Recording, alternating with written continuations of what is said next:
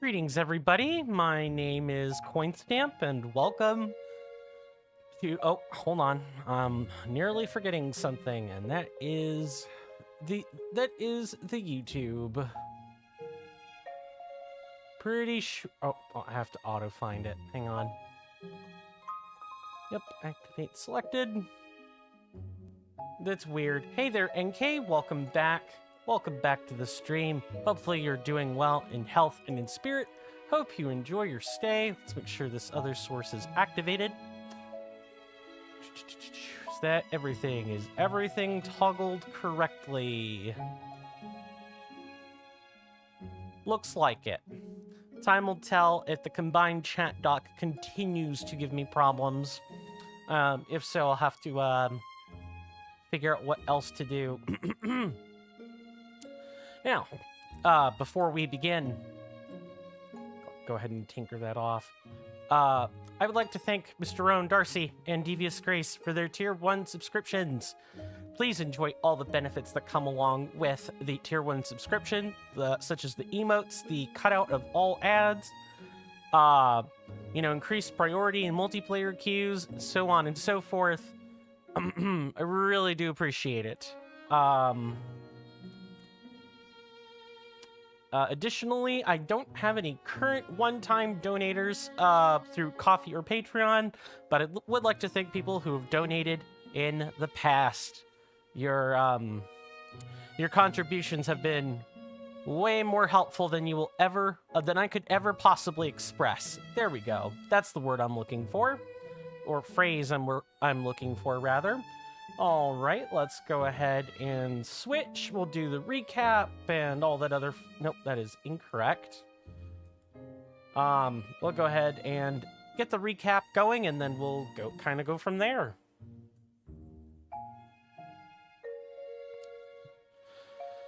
Hopefully everybody's doing well in health and in spirit today.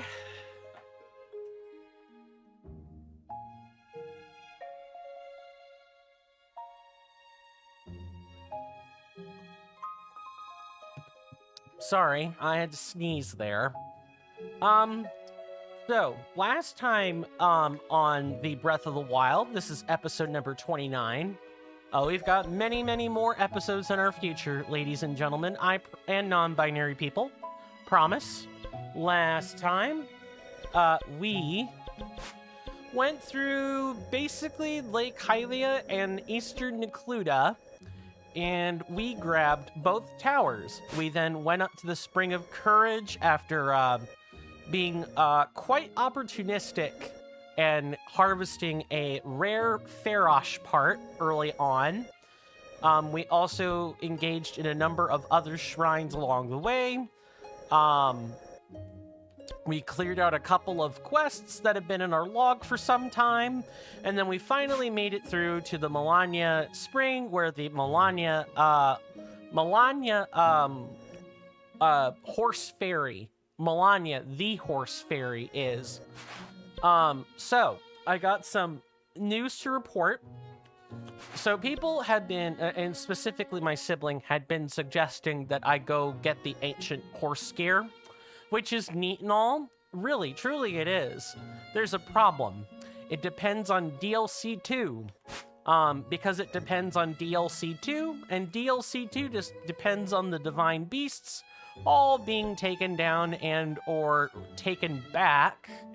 We're not going to be able to deal with this for a long, long time.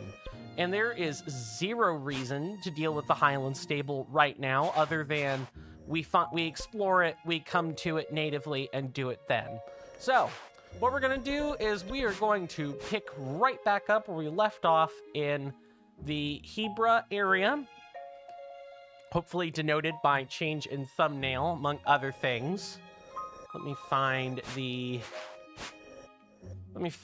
particular spot on our map here. Okay, no refreshers on YouTube yet. Let me refresh a source.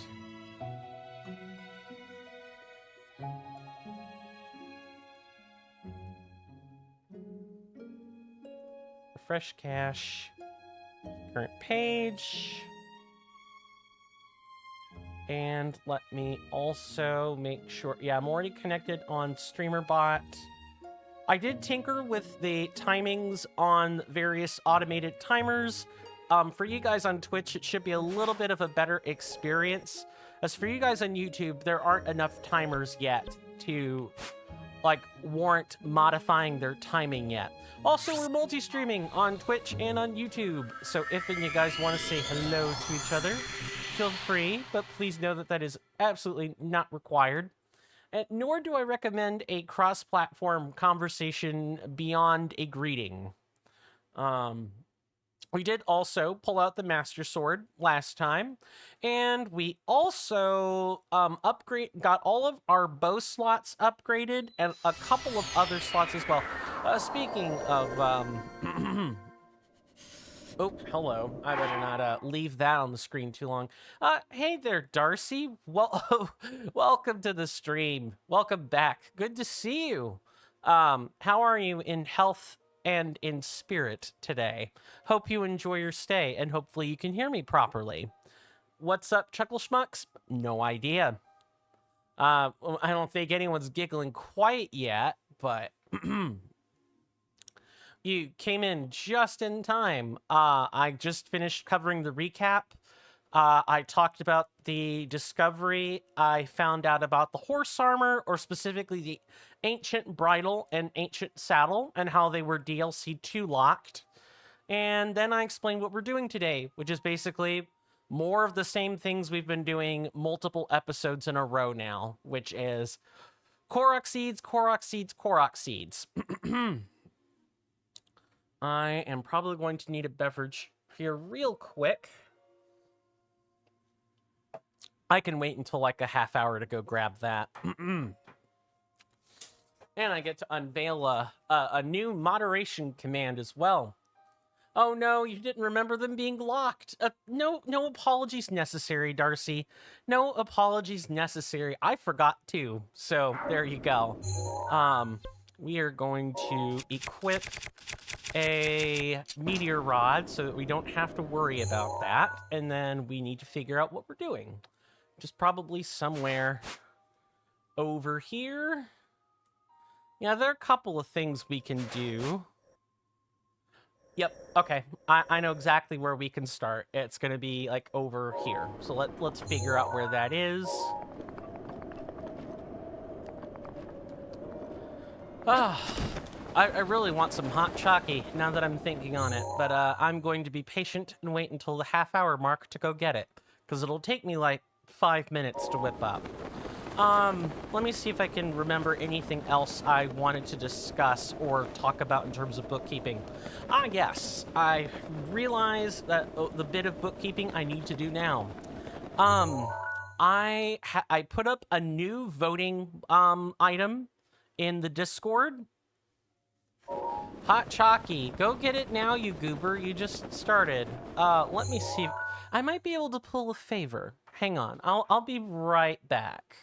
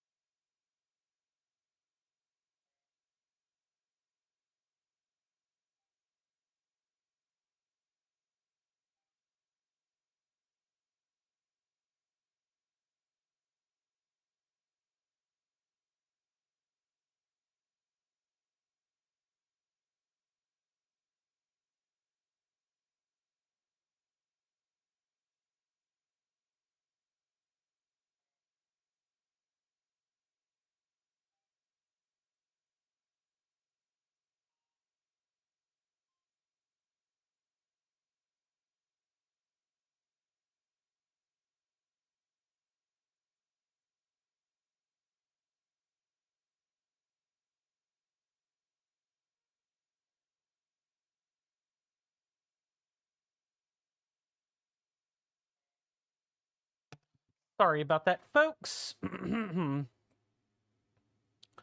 I am back. I started to go out and, negotiate for my lovely father to make that cup of hot cocoa for me. But recently got he recently got his back ablations done and was sitting on the heating pad, and he looked like he could pass out. So I just took the extra time to make it myself and not burden him with that. Yes, back with hot chalky. I'm going to try my best to be careful about this.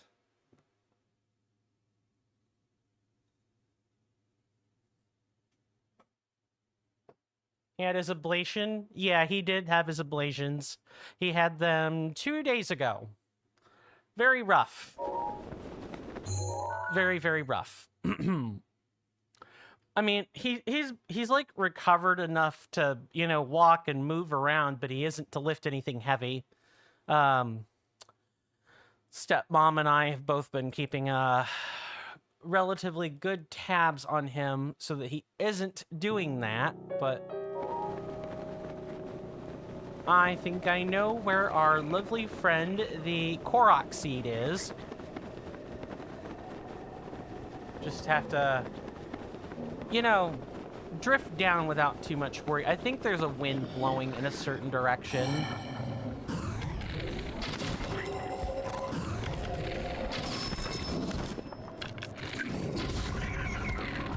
Come on, come this way. And let's swap it over to where it should be.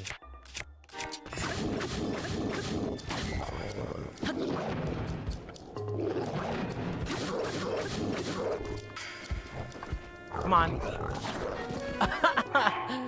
The foot in the face will never not be funny. I don't want to eat anything yet. It's the hit with the weapon I need to watch out for.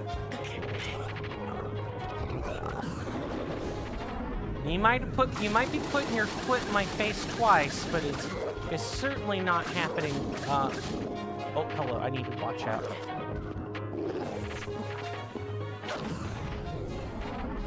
I know the vibe. You're getting a new MRI. Getting a new MRI soon to look into your back pain? Yikes. I'm sorry to hear that's happening. I'm sorry that you have to do that again. Gonna need a whole new set of shots and ablations. Yeah, I'm sorry you're having to deal with that. That's rough. I hate that I am fortunate enough not to have the same issues as either you or Dad. Everyone has their own problems. Well, I know my health scares and health problems will be coming in soon enough. And then I won't have to feel that guilt any further. 38, 27. Okay, I think I'll take it. It happens. I'd rather look into it sooner rather than later. And I'm grateful you don't. It sucks. I appreciate it. Please know I was not trying to set that up so that you'd say that exact thing. Just, I appreciate the sentiment. I'm not that socially crafty. Nobody has to worry about that. Okay, we found that Korok seed. If you guys want to follow along on Twitch or on YouTube, there are commands so that you guys can see the interactive map. If you type in on Twitch, it'll be !BOTWMAP, and on YouTube, it'll be the same, but with an asterisk.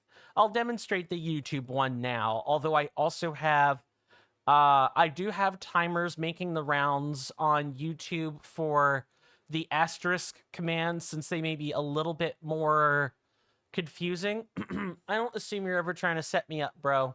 Trust me. I appreciate the latitude. I appreciate the latitude. Yeah, I definitely am not.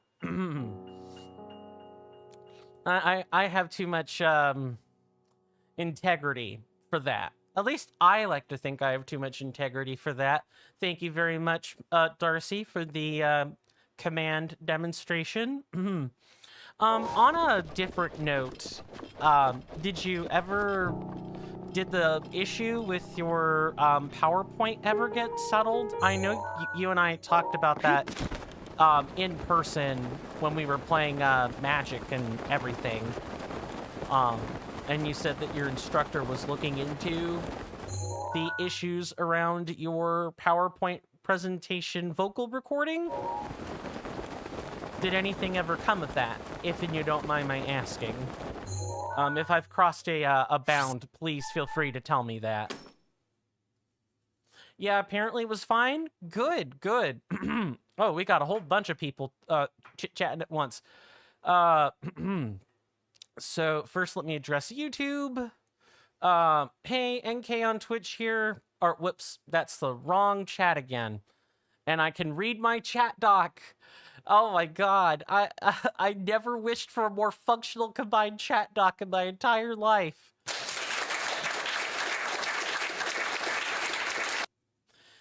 Greetings, Bear Type. Welcome back to the stream. Good to see you. How are you doing in health and in spirit today? Hopefully you enjoy your stay. And the same is said to you, NK Plays. Welcome back to the stream. I hope the YouTube experience wasn't too deleterious for you. I totally would have chatted with you on YouTube earlier. It's just Not YouTube... only are you incompetent, but shameless to boot. Yes, yes, yes. Yes, Celivis. Say more.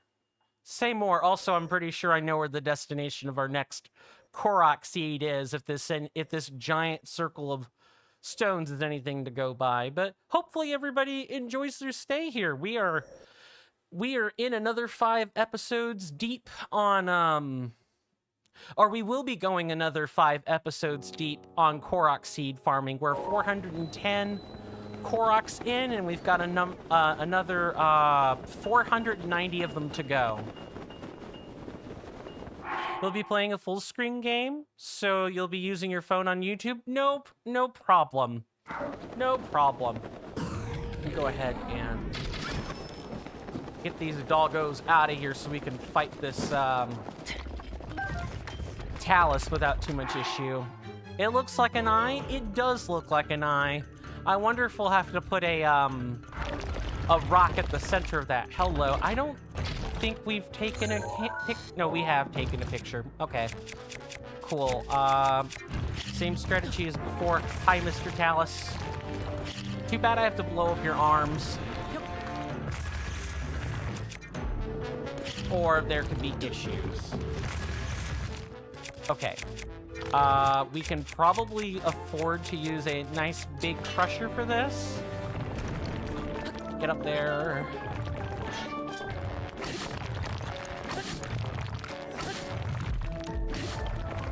Alright, get off. I'm sorry. Talus, who said you could have the giant hitbox there? Also, before you go, how do you redeem the points? Sorry, let me explain, NK. So in the chat prompt on Twitch, if you look at the chat box, at the bottom left-hand corner will be a a diamond-shaped symbol and then another symbol. Arm hitbox without an arm, exactly. If you click on that, it'll bring up power-ups and rewards. There'll be a panel and everything with a scroll bar. You can use your mouse wheel to scroll, or you can click on the scroll bar, which I don't recommend. Anything in pink has an audio clip associated with it. Some of them have chat prompts that you need to say something first or type something first. Otherwise, yeah, all of the just play a random sound or play some sound or 50 points. It's the other stuff that might be a tad bit more at points. No problem, NK. No problem at all. I'll make sure I'm not missing YouTube chat. I'm a little bit paranoid about that. Speaking of which, I totally did.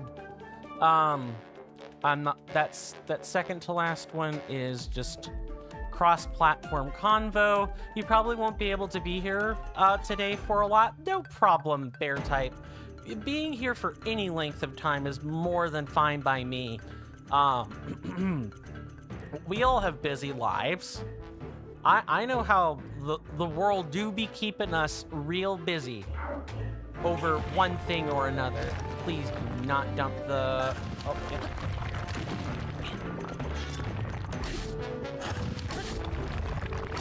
Three. I'll destroy you! Sure. Okay, let me pull up a timer for that. So now for the next 5 minutes, I will be in pure abject silence.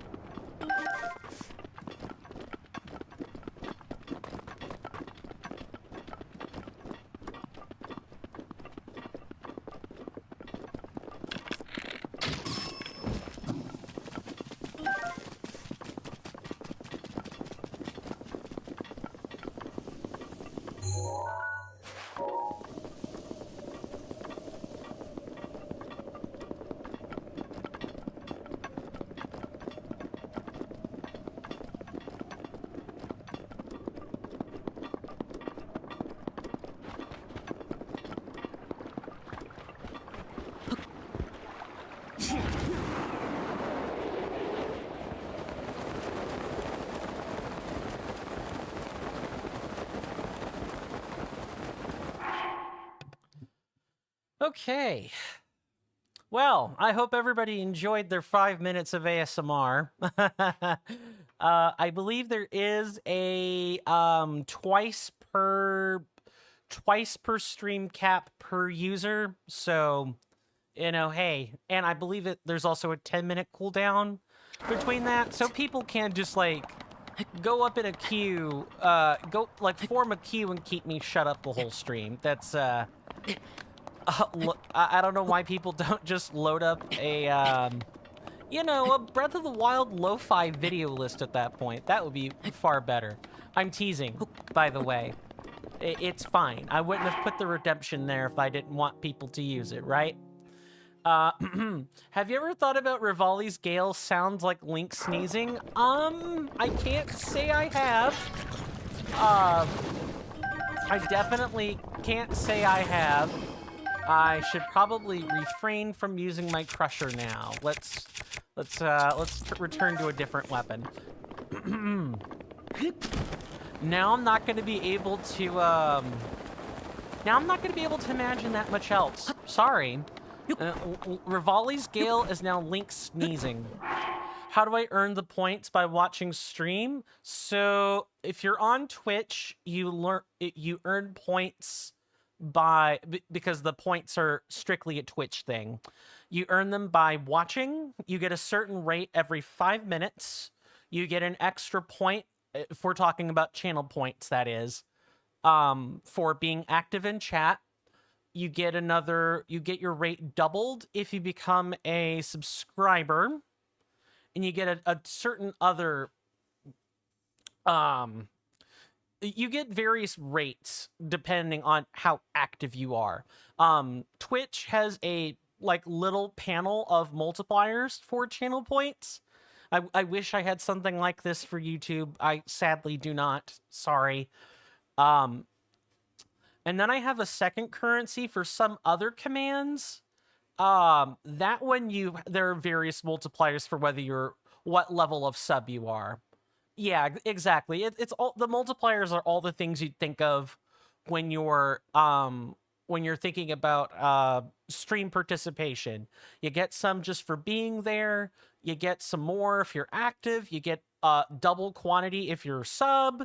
You get even more if you participate in a raid, so on and so forth. The channel points are by far part and parcel of why the Twitch engagement system is as good as it is. Do you want me to find a weapon fixing Octorok for your crusher? You can if you want. I'm gonna hold on to it until I find one. Cheers and also watch streaks. Yes. Since that question was posted on YouTube, I'm gonna take that link and copy it.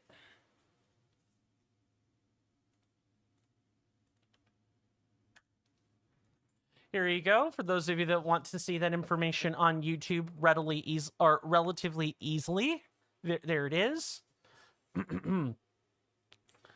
And I think I've more or less modeled it pretty similarly for my overtones. Okay, I'm in Twitch, so you'll try to earn points for what the fox didn't say. That might be a while, friend, but you're welcome to do so. It's 10,000 points per redemption. Used to be a lot cheaper, but we had a community vote on it. It was a tiebreaker. The tiebreaker was between where it probably was previously and like 10,000 points. So I'm trying the 10,000 points, and I think for the level of disruption, I'm gonna grab those real quick. I think for the level of disruption, you know, not saying a certain word causes, I think 10,000 Twitch points is sufficient. I believe the base rate is 50 every 5 minutes. So it's like 10 a minute, and you get a turnout every 10 minutes, or every 5 minutes, excuse me. I could be wrong, but I'm pretty sure that's how it works. They patched it? Oh, is it in relation to the Octorok? Also, I hate that redemption. It's so disruptive. I can't believe the whole Point Crow special is what's so polarizing to my audience. Axel loves that. Rasby doesn't seem to care one way or another. Shadows gets a laugh out of it, and you don't like it at all. The weapon repair now only works for rusty weapons, as it probably should have been, so whatever. It's fine. Totally fine. Next one's over here out in the midst of Strock Lake. What is the resetting of stream at the end for redemptions? Yes. So every fresh stream resets the limits on things like destroy my commentary or what the fox didn't say. Because if I just left those things uncapped, that would be fine in a Point Crow-sized stream with millions of viewers and so on, but it's quite disruptive here, especially given the kind of channel that I am. So having a cooldown on it helps. I'm pretty sure it happens every time a stream refreshes. It may or may not also be on a 24-hour timer. That's just per Twitch's rules. I'd have to figure it out, or I'd have to look into it on my side and then report back with an answer, which I can do during break, by the way. That is something I can do, but it does take time, and I don't know if 3 minutes is quite enough. While I am at it, I do want to remind people that the timers that I have for things like ad breaks now function on the real-world clock. So right now, we've been streaming for approximately 40 minutes, and it is 1:41 my time. It's 1:41 p.m. my time. In about 19 minutes, there will be swapping over to the ad break. I have it automated this way so that I don't have to spend 5 minutes talking about it. I think people, I actually have not asked what people thought about it yet, if I'm being honest. I would love to know what people's thoughts are about automated transitions in breaks and everything. Like it, dislike it, don't care, so on and so on. I've been caught off guard a few times by the transition, but I think I am starting to get used to it. Makes more sense because you thought it was 2 per user over the course of the stream. It is 2 per user, but I haven't capped it on the stream or anything. So if everyone queued up,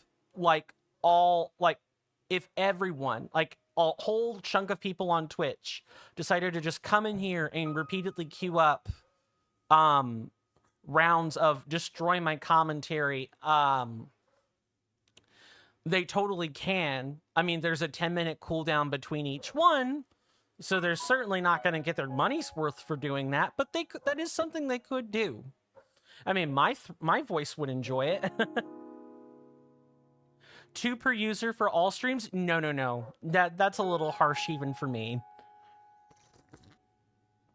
Sorry. Yeah. No. Not two across all streams. It's 2 per user per stream.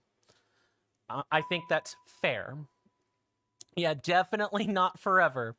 Let me go back and read this. I prefer an automated transition myself. A transition, quote unquote. I mean, yeah, I could certainly see that. I opened this chest. Coin, what are you doing? Figure out what you're doing, bud. Either take the weapon or don't. You know what I can do? Goodbye. I don't like staring at broken weapons. And we already know they fixed the repair glitch, so I'll just remove it from my inventory. Sorry, it's it's an individual me thing, okay? I know it's not optimal. I know it's not optimal at all. I just didn't want to look at it in my inventory anymore. I don't know what it is. You worthless piece of trash. You know what? Fair. Yes, I think if I were watching someone else. That was Minute the Broken Weapon, but I think it's just as funny from my perspective. It's like, I think I would actually probably cry a little inside if, okay, where is this Korok seed? If someone tossed a weapon like that. I would be bemoaning them for not remembering the crit system. No, I do what I do perfectly because I'm aware of the crit system. I just, it doesn't make enough of a difference for me. Sorry. All right, give me your secrets, Korok.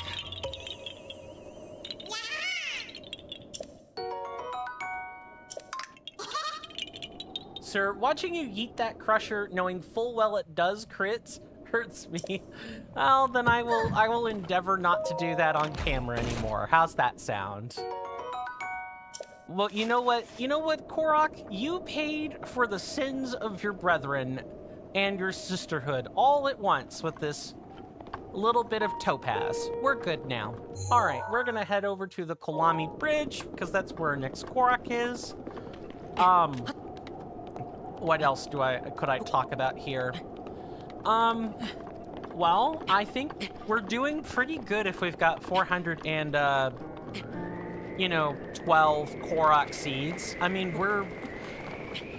the number seems high, but if you put your nose to the grindstone, the number does eventually start approaching 900 pretty quick. I'm pretty pleased with myself, all things considered. At least I don't harbor universal Korok hate other people do. I don't hate the Koroks. I hate the implementation of their collectibles. I hate the design. I hate the game design element behind it. I don't hate them. That's how I make sure I make that distinction. I don't continuously torment Koroks because I'm really upset with the developers. And I'm not really upset with the developers. It's more like, that is a lamentable design decision you made. Oh, hello. Yep, I see you over there. I like how that Lizalthos just kind of was like, dude, don't you be busting my jive now. Don't you be busting my vibe. As long as you don't do that, I'll leave you alone. I know he's watching.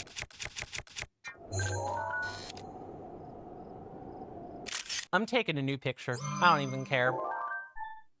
Especially because it's an actual real picture. All right. I keep thinking the wind noise is a dragon. Me too. I've gotten quite paranoid about... I'm sorry, what? I'm not making that up. I shot the, blue Lizalthos with bomb arrows.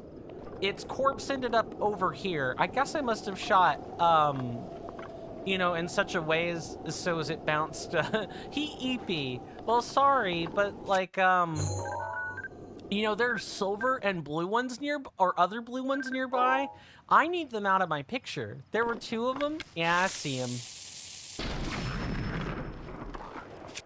And now we don't spend any more bomb arrows.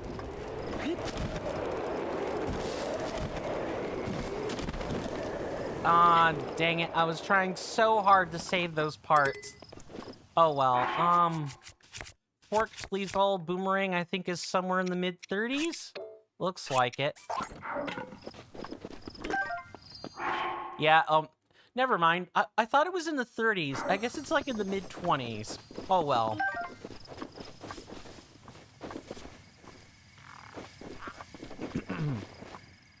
Wow, there are more of them coming out of the woodwork. There are 2 silver ones. They're everywhere. Those parts were on fire. Oh, yeah, I think that was supposed to be a song reference there. That I don't feel like belting song right now. Plus, I'm terrible at singing. Everybody knows this. The last time I legitimately... hello. Yes, I see you over there.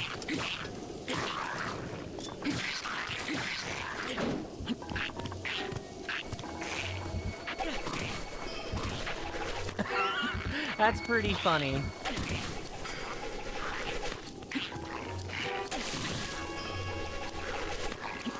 I'm gonna keep doing this because it's funny.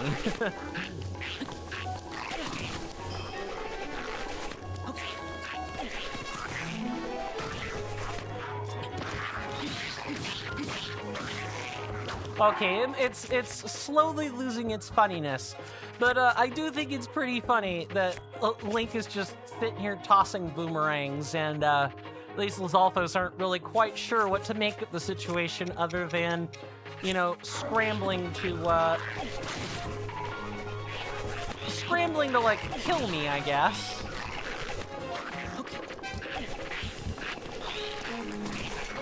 Oh no, I lost the boomerang. It went way down there.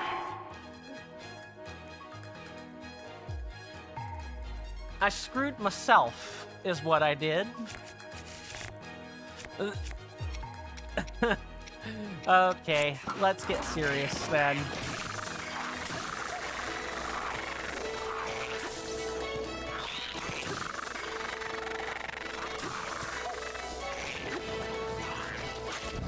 I am really getting tired of losing these monster parts.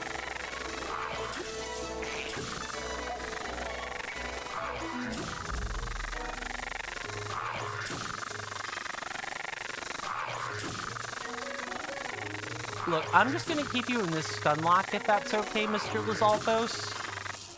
I mean, it's not, but you're not like you're gonna be around to consent anyway. They're looking around like, what other Lizalfos is throwing that? Like, no one else could use their weapons. They might legitimately think that. And it might be like a combat revelation not found until later. I can genuinely believe that some of Ganon's minions are not quite that smart. I want you to go somewhere else. This dude did pull the famous double, sure.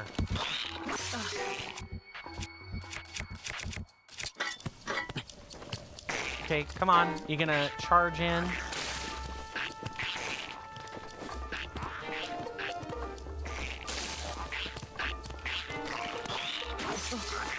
Wow, I just keep misjudging the timing. I will say one thing about like monsters that you guys may not be as familiar with. Thank you, Saribot, for banning that spam. Much appreciated.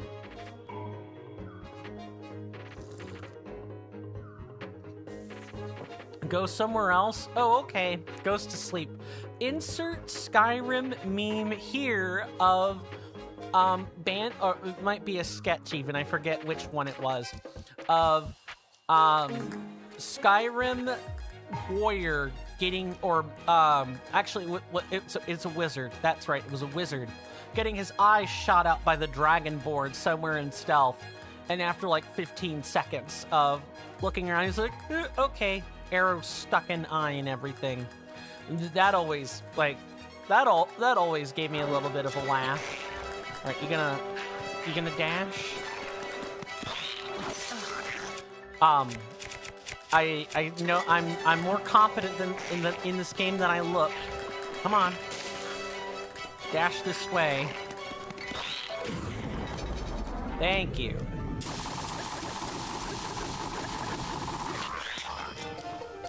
Link sneaking Lizalfos. No, I should have grabbed that.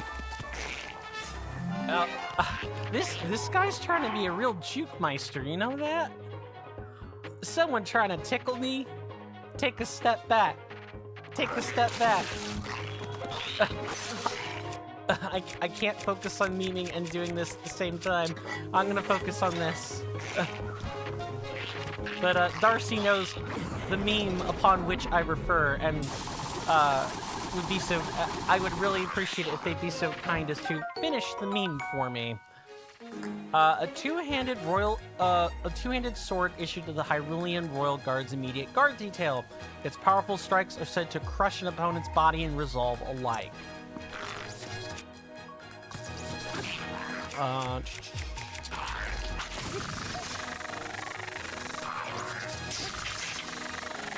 I'm just gonna keep you like this, good sir. Squirrel, honey, squirrel. Squirrel, honey, squirrel. Skyrim shuffle.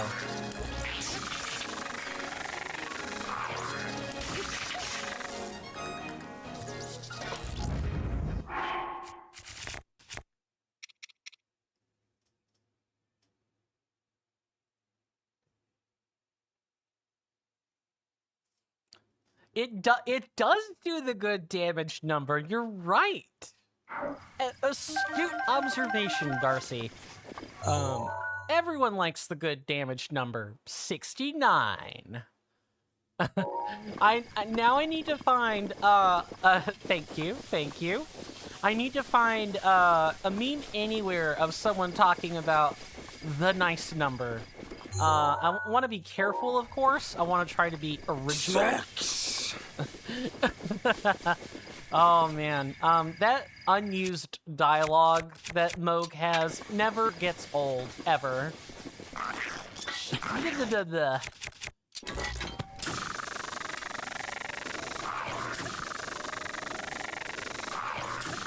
You guys just do not put up any resistance to this electrify status, huh? I hear in mods the stun time is greatly reduced too.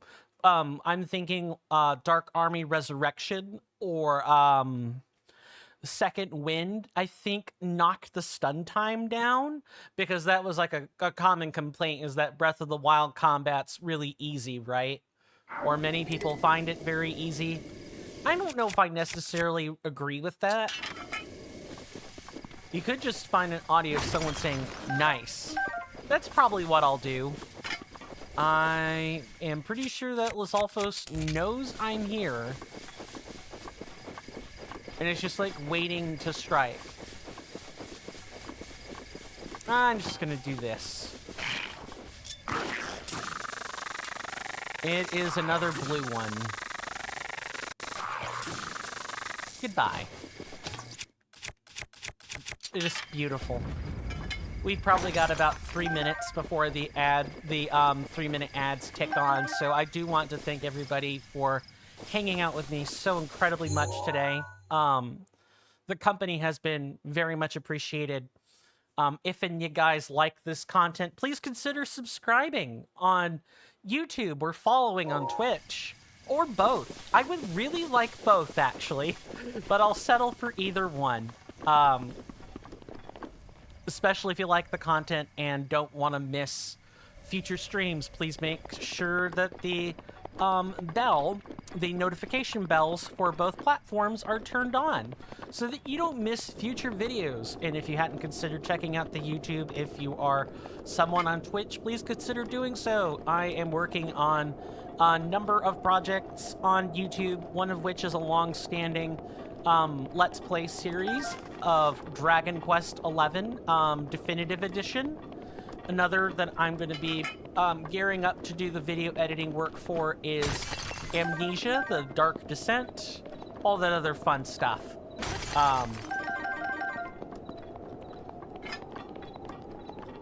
Nobody has to do anything, mind you, but I do want to make sure I've at least pointed people to this is where the content is.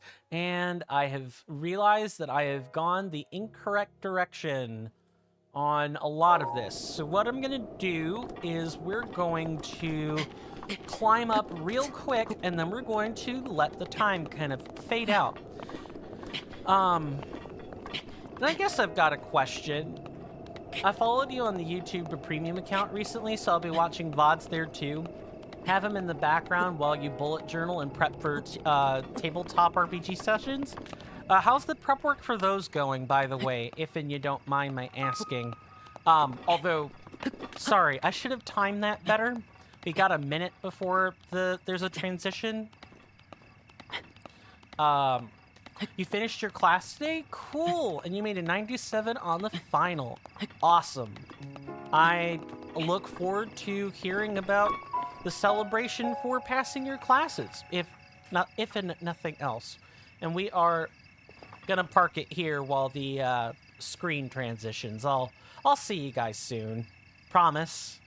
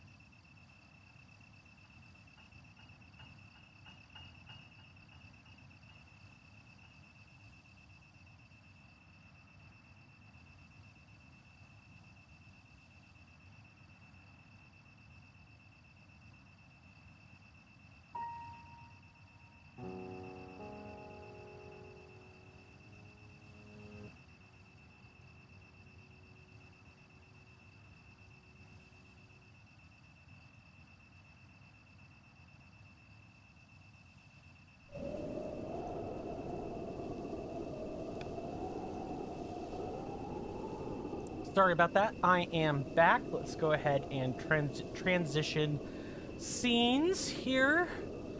Let's see. What did I miss during the ad break? Prep is going well. Gonna be aiming to start Strahd after you get back from vacay. Ah, nice. That's really good. And hopefully you enjoyed the vacation while I'm at it. Let's see. First one is for Excedrin, Tums, Pharma ads, everyone's favorite, Formicky, which I have no idea what that's for, the Royal Caribbean, that's a cruise liner, and Red Bull energy drinks. Hey, Twitch is scraping the bottom of the barrel for them advertisements. They gotta take what they can get.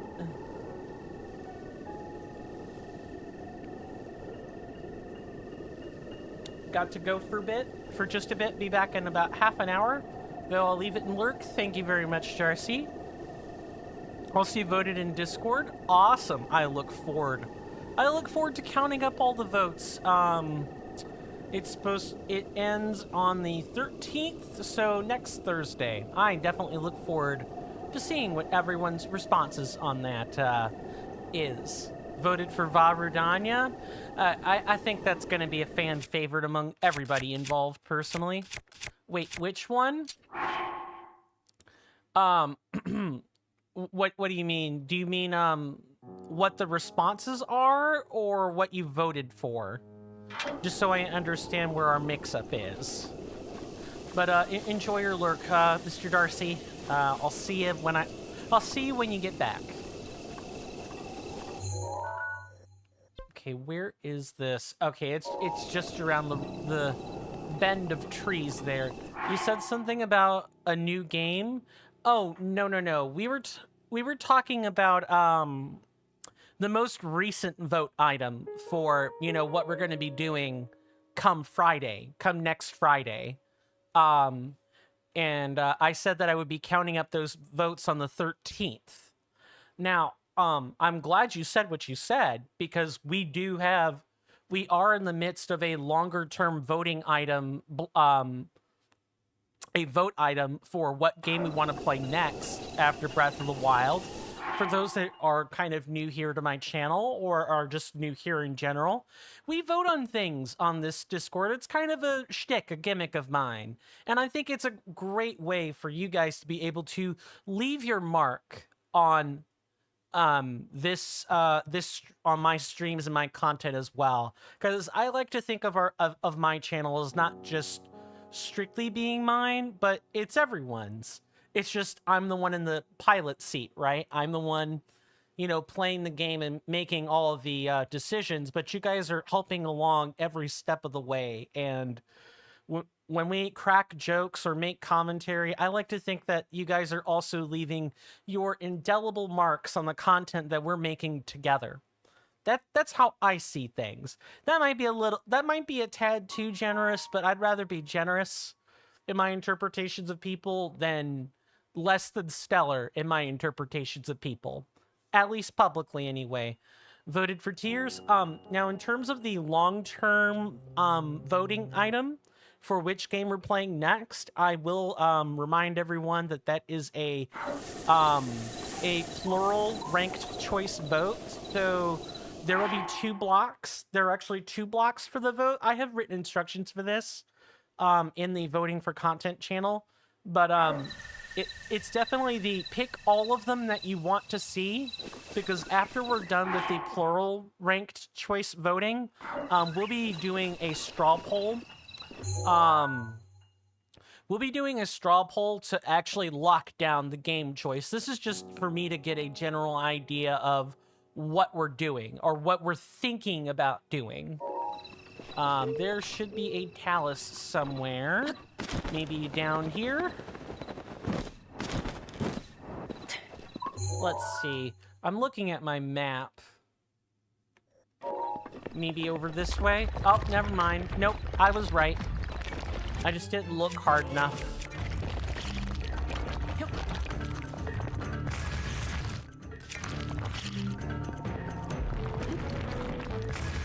There we go, let's get... Tears will have more Koroks, 1,000 of them, right? Yeah, I'm not looking forward to that, not gonna lie. 4, 5, 6. Oh, you're right. Darcy was right. I should have been spinning on these the whole time. 5, 6. You chew through durability like a son of a gun, but this is absolutely better. Yeah, 1,000 of those suckers split across 3 maps, right? Unfortunately, I've been somewhat spoiled by Tears of the Kingdom, both just in the process of reading about it for, picking it out in terms of the next game, as well as, watching people like Point Crow or Wakteru or Small Ant or a number of other people, playing, or even people like Alexandri, who also played Tears of the Kingdom or Zelda-related products. We're gonna put a skull right here, and we're gonna keep things moving. Hopefully, there will be a... Okay, I think our next one is actually along Piper Ridge. So we got a good ways to go. I'm not looking forward to the 1,000 Koroks split between 3 maps, if I'm being honest. But you know what? If we 100%, if we're fully completing Breath of the Wild, I will sit down and fully complete Tears of the Kingdom. I owe you guys that. Would you like to stop, browbeating me with your tail?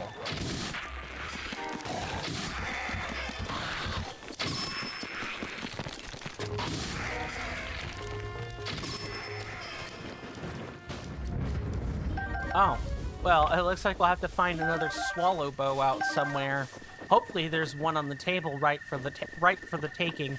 I guess that's another thing I can address. I'm still working on minting out the 2 posterity videos for the grinding that I did off camera. I'm still in the process of that. I'm really having to sit down with Audacity and learn how to loop audio tracks for the purposes of, stretching out music to the correct length. I promise those posterity videos will be up soon. It's taken me some time to really learn a skill I am not very familiar with in, an audio engineering program. I'm really not familiar with how to loop audio, because unlike other audio processes like adding effects, changing track durations, and so on, to actually loop a piece of audio, you have to know the exact... You need to have a pretty good understanding of, what waveform patterns look like, and I don't. I just don't. I'll just say it. I don't. But I'm doing it for you guys. Every single skill that I'm cultivating in the content creation space is definitely going to be a skill that I am going to be cultivating for our benefit. Because it means that I can loop things myself if I want to. I can, if I need to loop an explanation or I need to go back and loop over something for comedic effect, I can do that. Whereas before, I kind of really couldn't do that.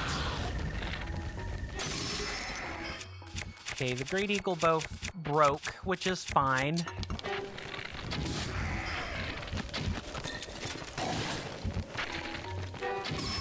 Okay, we got him. That's what I was trying to look to maybe do, was just not... I prefer using my bow on, stall mobs. It's just easier that way, because a headshot will take them out instantly, whereas I think we have found one of our Korok seeds without even me consulting the map, really.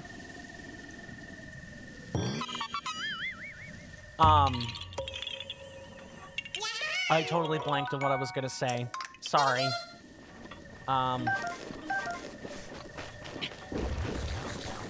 Just bottom line up front, I'm always working to do things for, I hope, our collective benefit in terms of entertainment. Now, am I great at it? No. Even with the thumbnail I made today, before the stream and everything, is that a good thumbnail? No, it's not. It's not silly, it's not funny. It might tell a little bit of a story if you pay attention to all the thumbnails, but it's definitely, certainly not, a Picasso. That I'm putting my best effort into the thumbnails, because at least I could say I tried, right? I've tried my best, and I'm not just trying to operate on cheap Photoshop gimmicks to get thumbnails. Even though cheap Photoshop gimmicks are exactly how a lot of YouTubers get thumbnails, and there's actually nothing wrong with that. because it's not like people are expecting us to be artists or anything. And the YouTubers who are artists probably make their own thumbnails rather than to try to find someone else's and, you know, twist and tweak it like I'm doing. All right, let's get ready for some archery.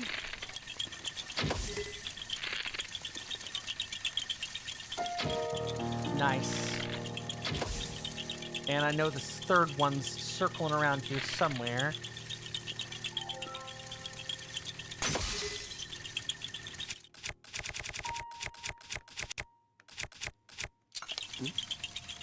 All right, where's another one then? Over here?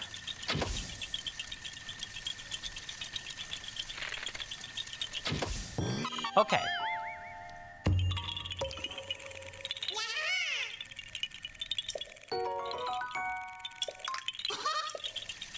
So we're slowly starting to kind of like come back to where we were 2 episodes ago in terms of like Korok seeds and everything, or where we were digging up Korok seeds and everything.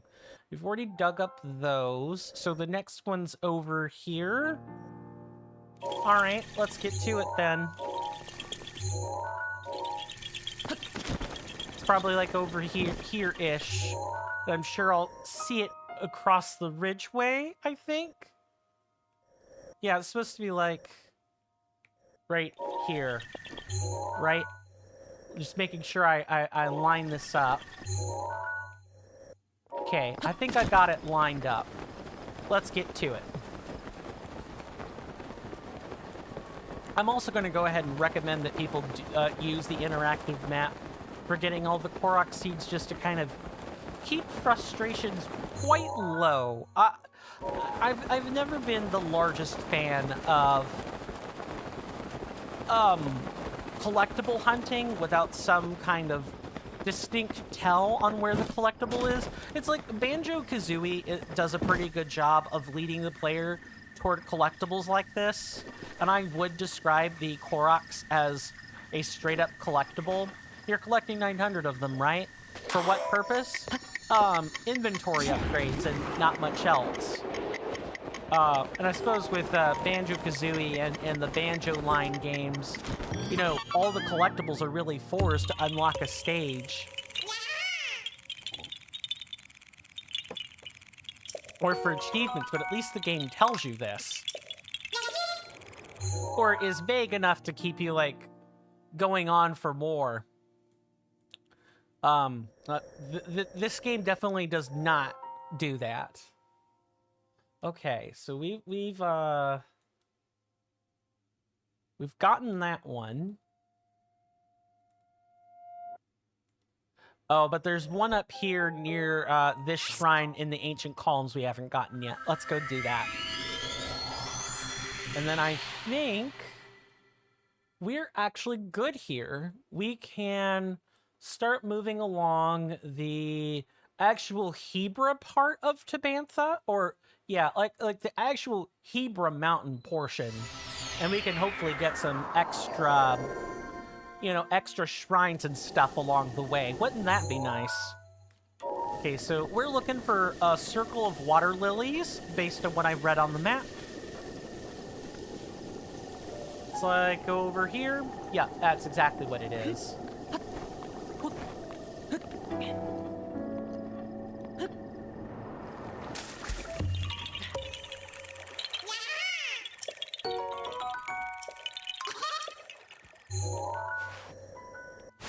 Okay, so let me now turn my attention. Okay, so this is the nearest part to the crossover. I think that, yeah, like where the map is indicating to me that a crossover is. I've gotten that one. Let's start by going here then.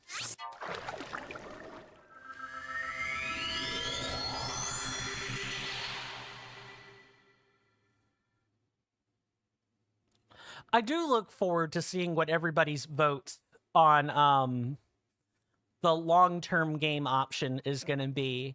That we have plenty of time before that closes. Basically, once we start marching toward the end of the game and we collect the last few things that are there, that's basically when that vote will become due, and hopefully by then we'll begin marching toward the straw poll to actually figure out which game it is.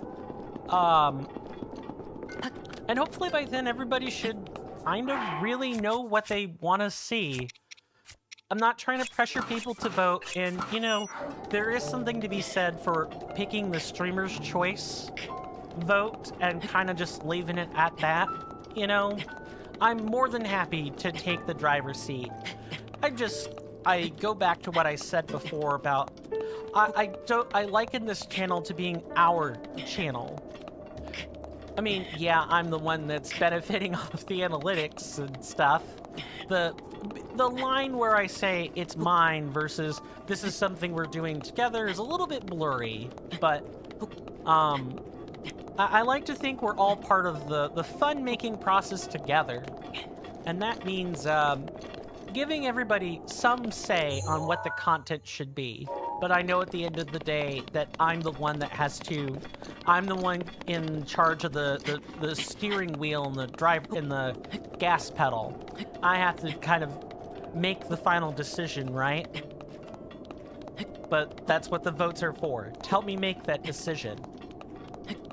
And I'm super grateful that people have been willing to participate in that.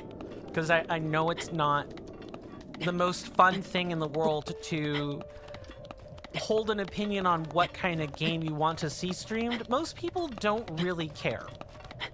Or they like care in the moment, right? Like, of course people aren't going to say, I don't care to my face or even behind my back. It's going to be, ultimately the decision is kind of it doesn't really matter in the end. Because I think we're all going to try to make our own fun out of the game being streamed regardless, right? Like, it becomes less about the game and more about our time together as a community. That's what I mean by it's kind of, it's not really irrelevant. It's that most people put more care into it than perhaps not that there should be, but people just have the tendency to put more care on an arbitrary decision like that. That's all.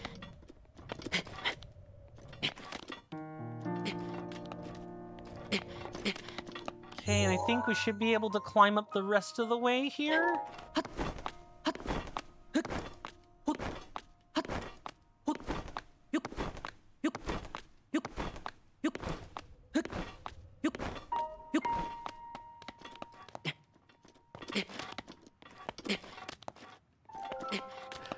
This is Skyrim mountain climbing right here, ladies and gentlemen, and non-binary people.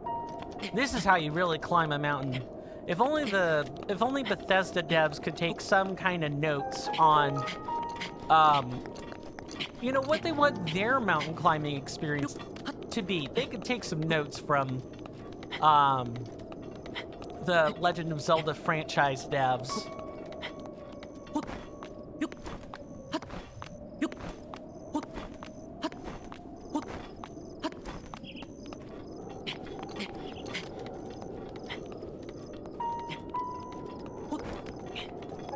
Okay, I think we've made it up across the hill there. Now, where is this Korok supposed to be? I think it's basically... Yeah, it's probably up this tree based on what I'm reading here.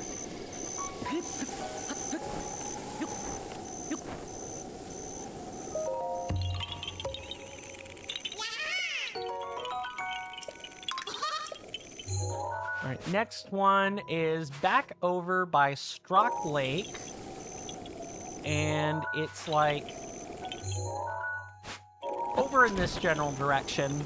Let's keep things moving. I'm trying to think if there's any good news I read this week. But I don't think there truly is any. And a lot of what people would say is good news, I would actually argue, is a distraction. And is not actually really good news.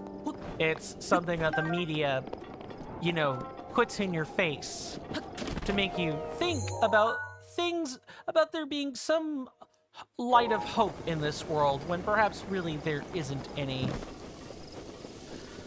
Look, find your happiness in this world, everybody. Please do. For your benefit, not mine. Although I will be just as happy that you have found your happiness, of course. But... okay, so that's what this is. Understood.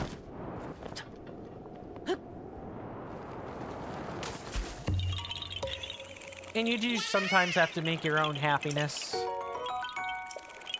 But don't let people give you a happy pill or when clearly you're supposed to be mad at things, right? Don't let people supplant your emotions with their own. Be the free agent that you're supposed to be. Make sure no one is taking a hold of your sovereignty as a person.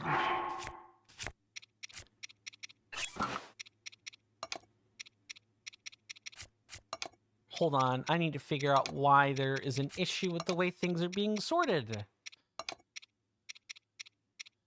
Really? There we go.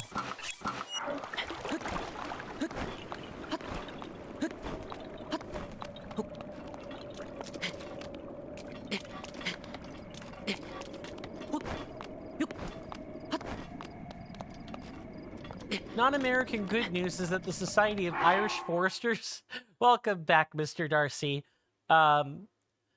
successfully cleared and restored a 1/4 acre of non-native trees of the native species. Awesome. Here's to hoping that there isn't an undergrowth of invasive species as a result of this. Rivali's Gale is Gotta now take ready. gotta take the good news where you can get it, right? I know there's a company out there that's working on light-based quantum computing. I think there's supposed to be a solar or a prism quantum chip. I could be misremembering what I'm reading, but I know that that's something that's been in the works over the last couple of months. That's some bit of good news. That's the kind of good news I'm probably going to focus in on, is like the STEM-based news.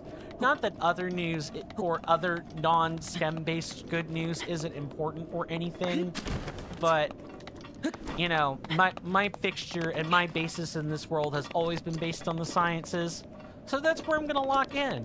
But I'm not going to disparage other good news either. They're working on restoring their native woodlands because Ireland's currently experiencing a biodiversity crisis. Makes sense. So sorry. Drop the remote there.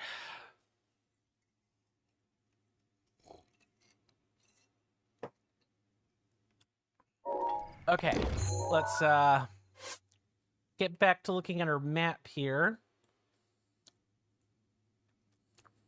There are a few at Rito Village and at this nearby stable here. So let's go deal with the things at the stable, shall we? But I hope that Ireland does get its biodiversity crisis resolved. That would mean, I bet the people of Ireland would truly appreciate that. And restoring biodiversity is not exactly an easy process, but it's one worth bearing fruit. The UK is working on super turbines that are renewing investment in green energy. Ooh, do tell. I presume you're looking at some articles for this stuff, Mr. Darcy? Would I be correct in saying that?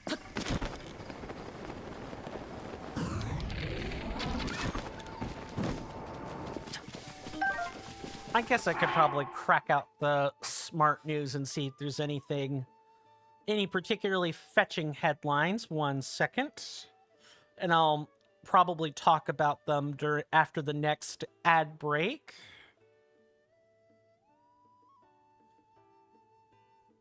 Just go ahead and pull out my handy dandy smart news service app. This is how I pretty much stay informed on everything. I mean, smart news isn't perfect. It's filled with junk news as well, but at least I get the opportunity to sift out the bad actor news from like the major news. And I know talking about the news is boring. But it could definitely be worth your time to stay like well informed on things either happening around the world or things happening in industries you care about or so on and so forth. It's part of the offshore renewable energy program. Ah, gotcha. That's cool. Are they facing any current challenges with it right now, or does everything kind of seem like smooth sailing? I realize it's probably an impossible question to answer, but I'm curious to see if, you know, they highlighted, if folks there have highlighted any other challenges going on. I just want people to know as awful as things are, good things are still happening. Yep. I had a talk with someone in the tea house about inside the monk's tea house. That's a Discord server I'm a part of, and they're an autists help group. And we shared some like common things that autists may like face, and even though they are things we commonly face, everybody still somehow manages to wind up with a different interpretation of how to handle things at the same time, how we handle our individual life circumstances. I have to thank Raspy for pointing me in that group's general direction. My mental health has been slightly better as a result of being able to talk about some of those more delicate subjects. The human existence is not entirely defined by an unstoppable march toward ruin. Agreed.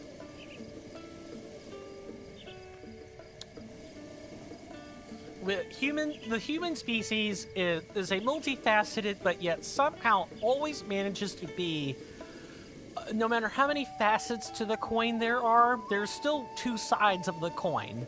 You have the march toward progress and toward prosperity, and the march toward ruin. The coin is not entirely tilted on the face of ruin yet. These new turbines would allow them to potentially even reduce the number of turbines while producing more energy. It's awesome. I missed whatever was just said. We're actually very close to my hometown of Rito Village, and I must admit I'm feeling incredibly homesick. I had to leave my wife and children back in the village. I'm sure they're doing just fine, but you see, I cannot go home until I fulfill my promise to my teacher. I think we had Cass already say this? My promise to, yeah, where we tried to, like, get him to tell us what this promise was, and, he kind of, like, stopped himself at the last minute. Yeah. Oh. Okay, we've already read this. I'm good, Cass. I don't need your poems, but thank you. They're charming. I just don't need them right now.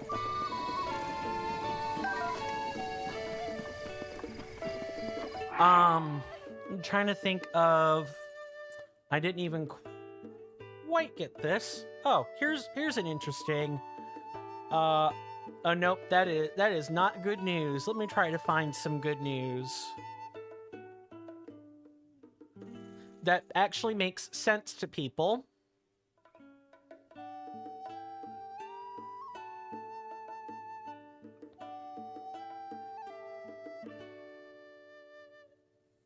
So, according to Earth.com, which is a publication site for things related to nature and of science, apparently there's a quantum fractal pattern that's being observed in the lab right now.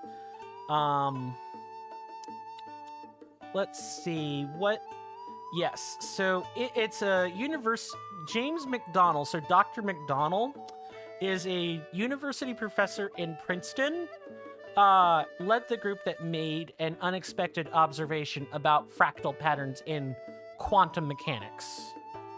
England is also starting to release beavers into the wild for the first time in a long time, and that's good news for the population, I imagine. Because people aren't really hunting them for their pelts or tails anymore, or their glands for that matter. We can manufacture synthetics that do the job better, supposedly. Are there any quests to pick up while I'm here?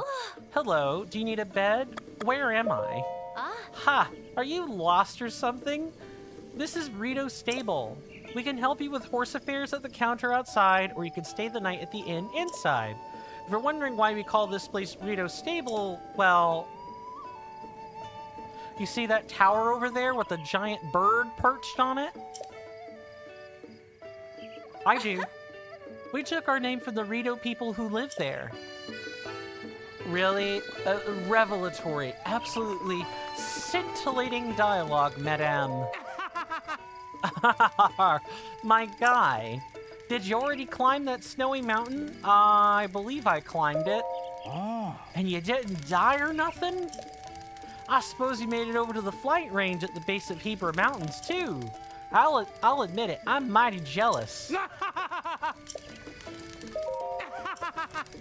I have to go now. Ice cold. What? What is that exchange? No, Lester, I don't have the Goron spice. Sorry. We're not headed to, Death Mountain yet. That'll be coming. That'll be coming. But not yet time. I'm pretty sure it's this giant tree up north. Yeah, now, is it going to be an acorn, or is it going to be a piece of... Is it going to be a rock or something? I guess that's what I need to find out. Thank you for helping contribute to the, Good news, by the way, Mr. Darcy. Much appreciated. It's something I've been meaning to, write down. Raz and I kind of talked about it for a little bit. And, we both kind of think that trying to look into good news, at least something that piques my interest or otherwise, would help me with not spiraling into insanity, I think was the... we didn't actually use that phrase, but spiraling into, self-induced paranoia on things. And it has been helping. So I greatly appreciate it. I realized that when I said the word insanity, I was being unironically insensitive, so I apologized for that and then corrected my wording and found a different way to say it. So, apologies that it took me about 5 times as long to get my point across, but... I did manage to get my point across. Okay. We are now going to go over to the shrine. Yeah, it's going to be easier for us to just go this way.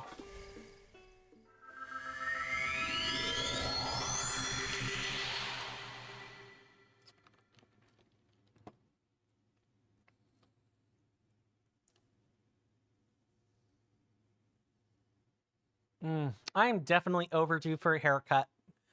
I am gonna have to get one more client before I get this hair of mine cut down. I'm gonna probably lop it all off. Last bit of good news is that researchers at 2 different universities have observed the healing of fissures in nanoscale pieces of platinum using a specialized electron microscope technique that pulls on the ends of the cracks at 200 times a second. Oh, that's nice.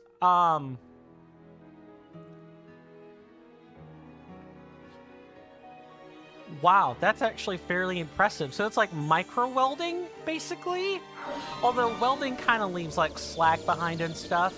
Does the research say whether, basically the procedure results in, no damage, or you could hardly even tell the fissures were there.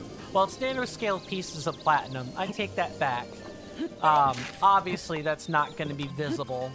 I just realized what kind of erroneous statement I made.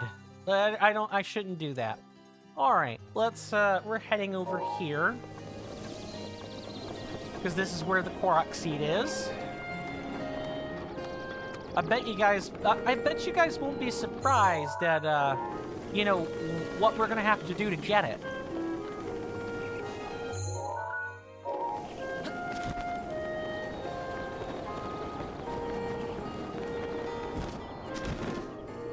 Yep, it's this.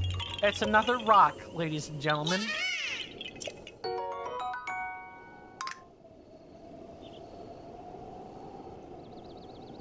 Because there isn't even amongst smart news, right, there's not always, the greatest fantastic find of news. And again, there could be junk stuff in here, but I'm picking things out that I find, interesting. In fact, I should probably write that down. 1 second.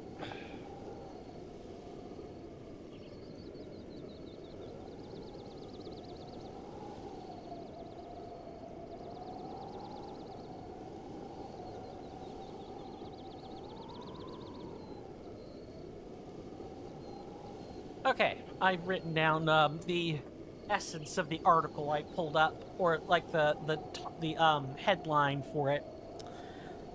I can stop fiddling with my phone on screen, because I know people generally don't like that.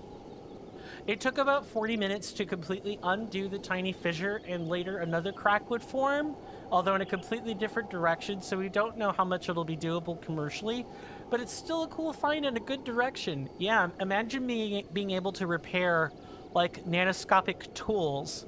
A lot of them have, like, platinum casings and stuff, or have, like, a platinum microalloy. That could very much be useful. Okay, our next one is actually back up here, and I'm pretty sure it's at the top of the rock, too.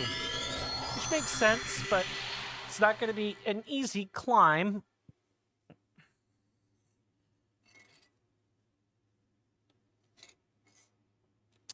That is the last of the hot chocolate.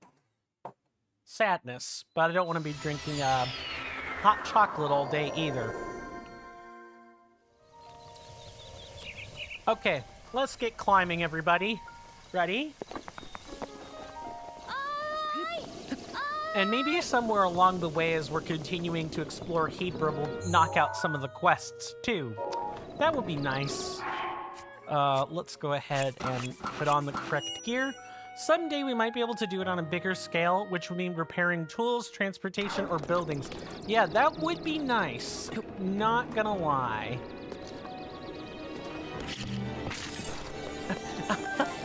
Have I figured out shield dropping? I might have figured out a new form of shield dropping. We'll have to see. Alright, now to start this long climb.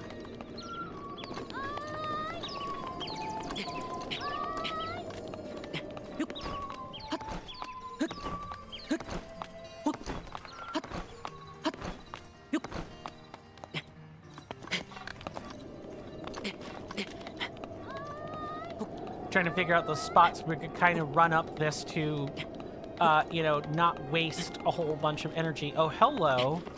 I thought I would have to climb to the top. I guess not.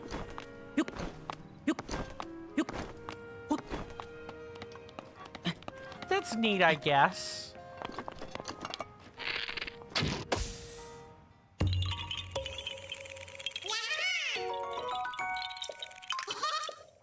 But now, looking at these, okay, I don't think I want to go, I actually want to go up to the top of this yet.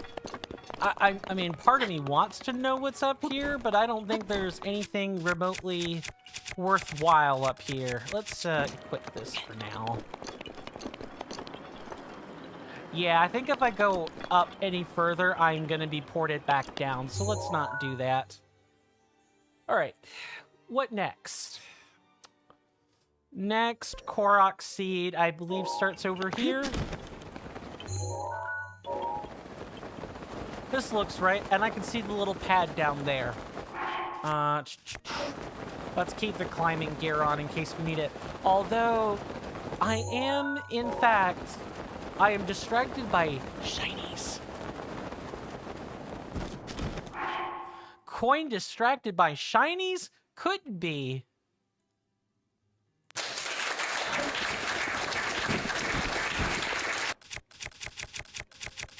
I'm distracted by crafting reagents.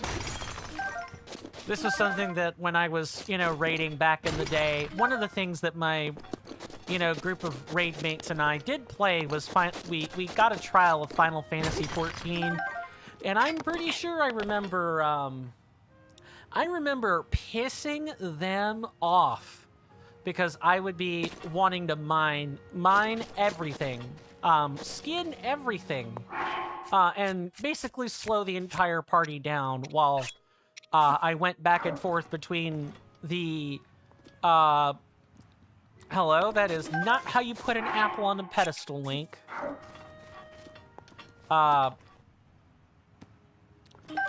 Wow, I promise I'm good at this. Thank you.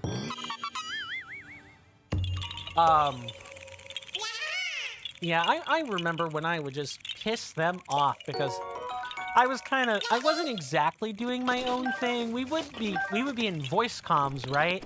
We would be talking about, what we wanted to do next.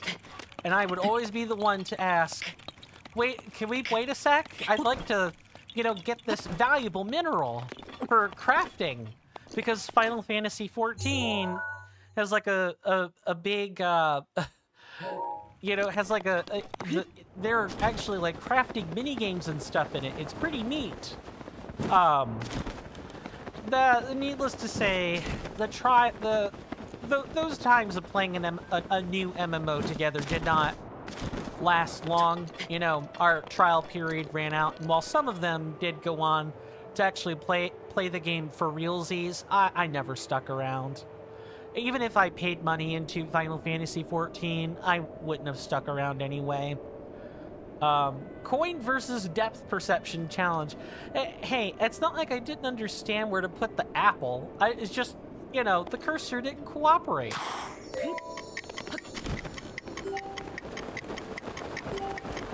I am not sure I'm gonna make that. Let's find out. I might need an elixir for this. Nope, we just barely made it. Cool. We had a little time, but not too much time. Alright. Okay, let's go back up here and skate down toward the end of the ring here. Outside of the free, easy methods to help the channel grow, like following on Twitch and subscribing on YouTube, I would like to point everyone's attention to two things that I think would really accentuate their experience on those respective platforms. For Twitch, I recommend a Tier 1 subscription. For $6 a month, you get you get no ads on Twitch for the entire time that you're subbed. You get double channel point currency, you get double votes, you get twice as many votes counted in your favor, etc., etc. It's a good old deal, great package deal, and it results in giving Bezos as little of your hard-earned money as possible. But for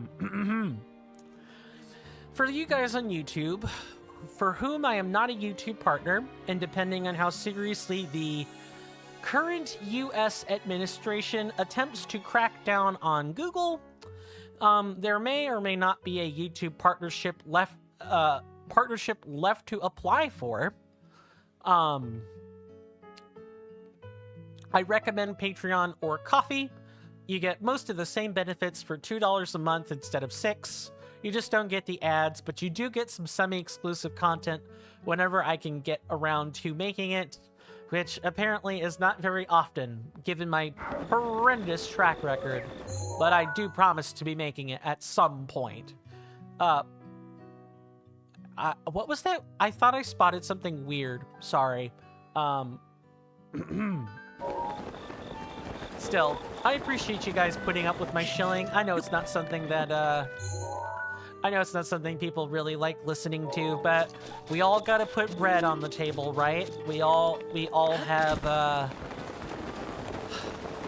it's dog eat dog in this corpo world, sorry to say. Doesn't mean I'm gonna participate in the dog-eating dog aspect of it, but we all have to participate in our, unwittingly participate in our share of marketing, let's say. Let's change this to the correct suit of armor. Trying to strike a balance here, where I don't, you know, shill every waking moment, but I don't just say nothing either. Because I work really hard on the content I make. Now, working hard doesn't mean it's good. I'm definitely not saying that. But I work hard. And I think I am worth at least a small bit of shilling. Are you going to stop hopping around? That is a giant mistake on your part, Stolazalfos. Because you don't have a tongue in which to spit with. You literally can't spit any water. That's hilariously funny to me. Okay, I believe there's a shrine off in this general direction. Oh, hello. If only I were near a cookpot during this time. Oh well. It is good content. I appreciate you saying that, Mr. Darcy. Really appreciate it. I just don't want to be... I want to be a realist as well. After all, if it were truly great content, you know, I'd already be toasting it up with the likes of Fishbach and, trying to think of other people, Felix and so on and so forth. I'd be toasting it up with them. Although that said, I do know that YouTube and Twitch, or any kind of like streaming related career is luck. A good chunk of it is luck.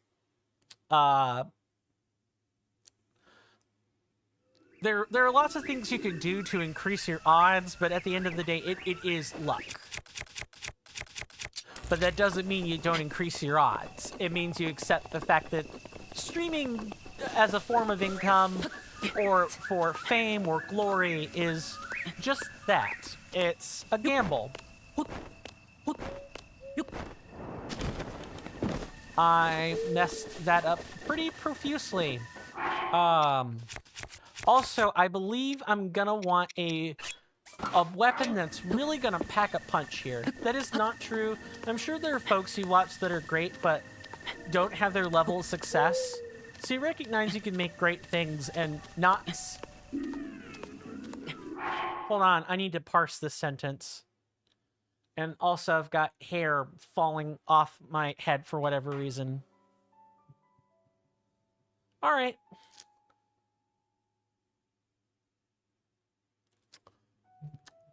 It's all contributing to the reason, to my desire to lop it off. I've never been a giant fan of having long hair in the first place. Well, yeah. There, as in Mark and Jack. Yeah, exactly. Yeah, that makes sense. I think Alessandri's a pretty good example of this, where, like, the dude knows how to make content. It's formulaic, but he knows how to make it. And he's been doing this a long time. And if he has success, it's certainly not reflected in the YouTube, Twitch watch time. It would be in things like merchandising or other things that I, as a relatively poor consumer of YouTube content or Twitch content, don't see and could never see. It's the things that I couldn't think about, etc., etc. Yeah, I know. I really need to stop comparing myself to them. I know that's also a giant, like, turnoff for a lot of people. Did I hear a bokoblin wake up? I thought I heard a bokoblin wake up, but I guess not.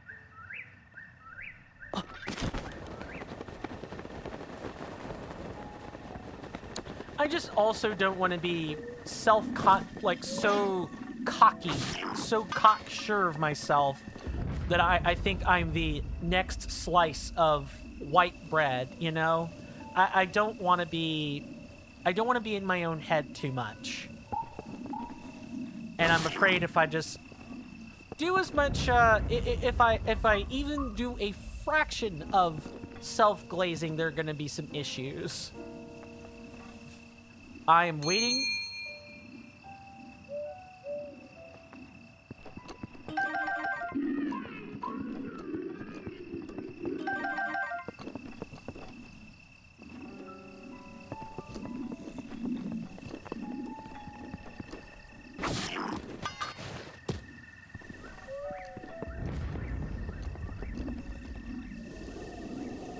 It's just that the comparison is inaccurate to make fair. You wouldn't say that indie music artists are bad at music just because they aren't Madonna. No, of course not. Maybe I'm suffering from protagonist syndrome a little bit, or a lot a bit, depending on how you look at it.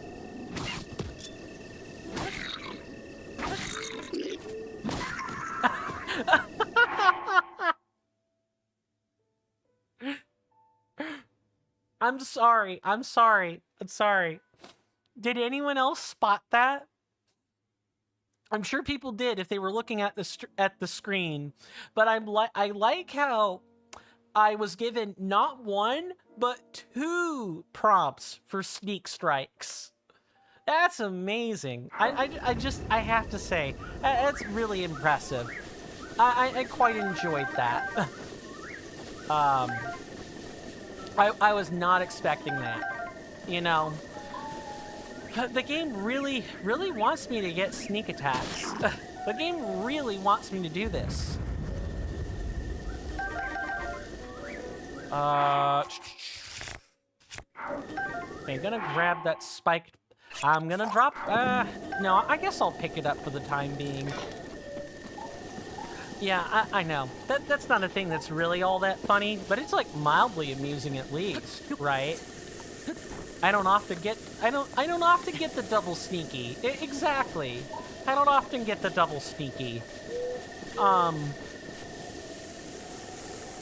I believe there's a treasure chest up there I've not collected, so I want to take the time to do that. And it would be nice if I stopped jumping off the giant trees. I promise I'm good at this game.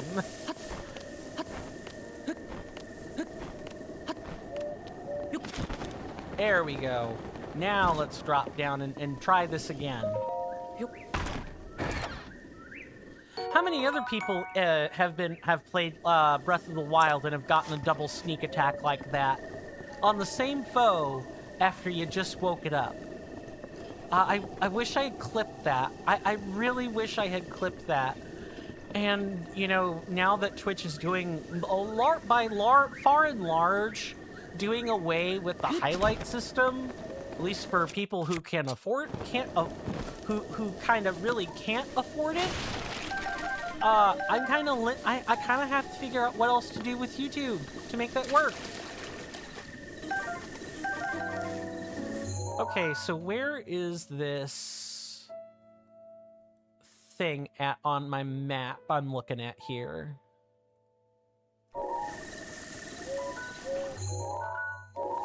It's like over here somewhere.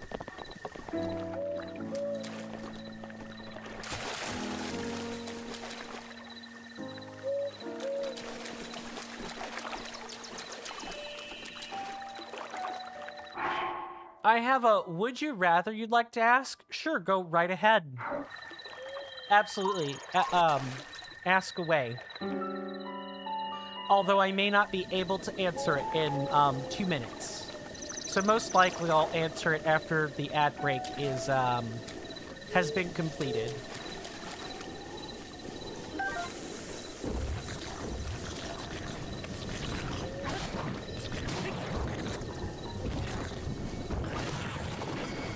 Would you rather have to use food as lube, ew, or only be able to dirty talk in Shakespearean English? Easy. Talk dirty in Shakespearean English. Food is not a sex toy. Yuck. Gross. Ugh. Absolutely not. Enough said. At least on my end.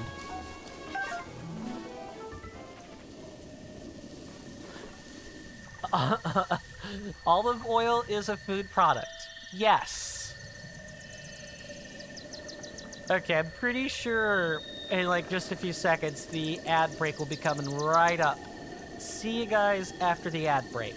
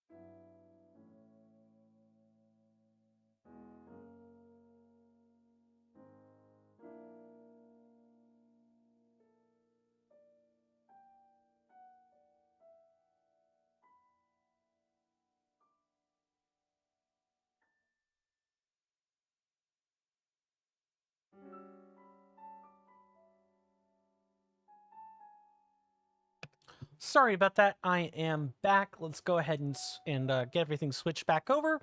Hopefully everybody got a chance to do something they enjoyed during the commercial break, because I know we all hate ads here, all of us, to at least in some shape or form. Because I don't know about you, but I am getting rather tired of being advertised to 24/7, 365 days a year, and 364 in like, or 366 on leap year or something, whatever. I know nobody likes that. But hopefully people get a chance to stretch and get a snack, or, you know, kiss a loved one, or whatever else have you. Let me go back to these saucy comments from the gallery regarding the food as lube or dirty Shakespeare English talk. Olive oil is a food product, so therefore lube. What? Dost thou nether regions becometh enflamed for me?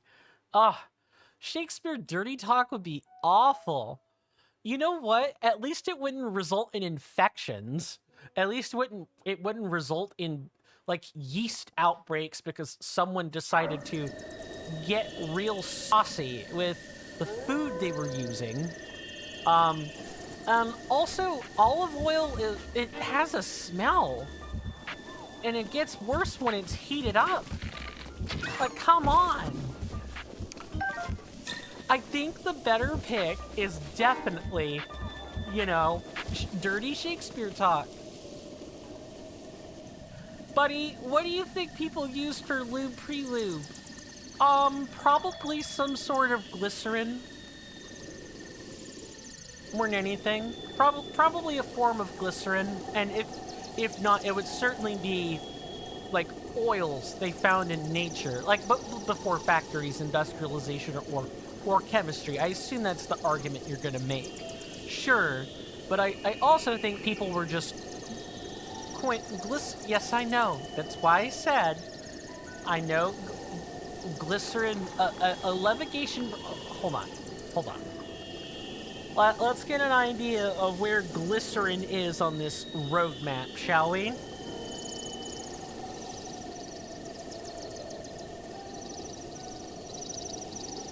Without the AI results, coconut oil, avocado oil. Yeah. And I'm sure those were probably, drummed up in apothecaries as well. Like, I can imagine that people kept oils like that for sale, just... Oh, hold on. Please excuse me for a second. I feel nature giving me one of her talks again.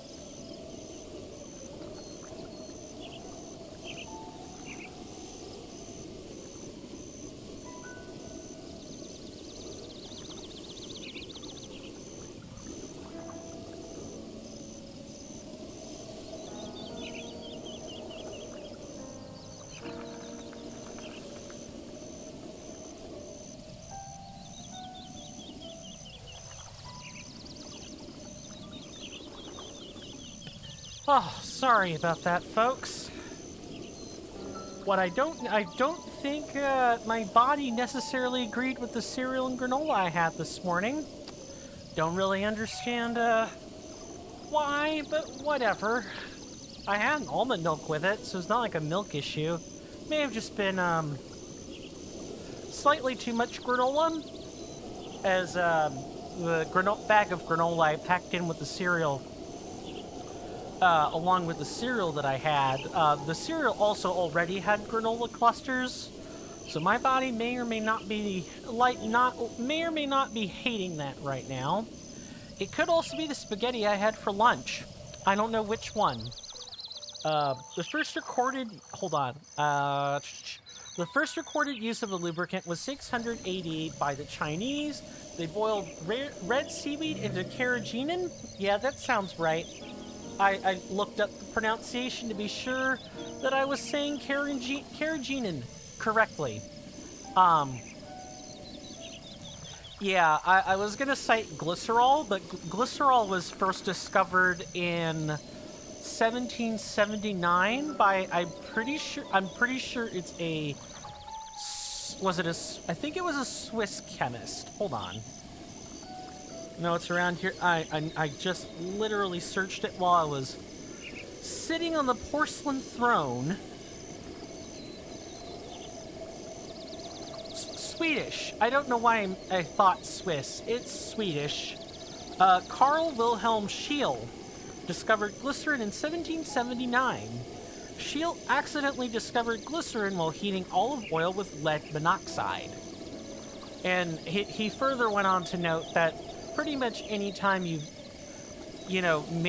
heated an oil with specific metal oxides, they always produced glycerol and a soap. People been lubing and gooning since pre-Christ, my brother. Food as lube sounds good to me if it's prepared for that purpose. See, when I think of I think of people playing around with whipped cream and chocolate syrup for some strange reason. And I am pretty sure this particular one... Oh, hang on.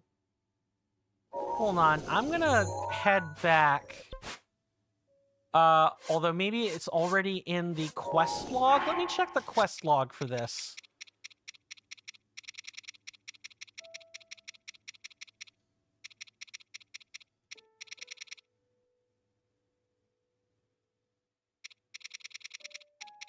Sorry, I'm like really having to read here. You could probably even get away with plain aloe to some extent. Wouldn't it be an irritant, though?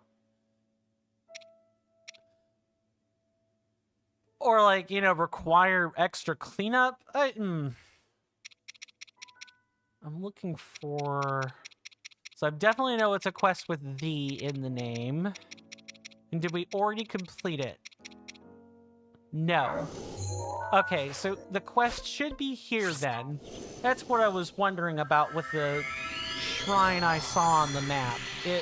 There is apparently a quest tied to it.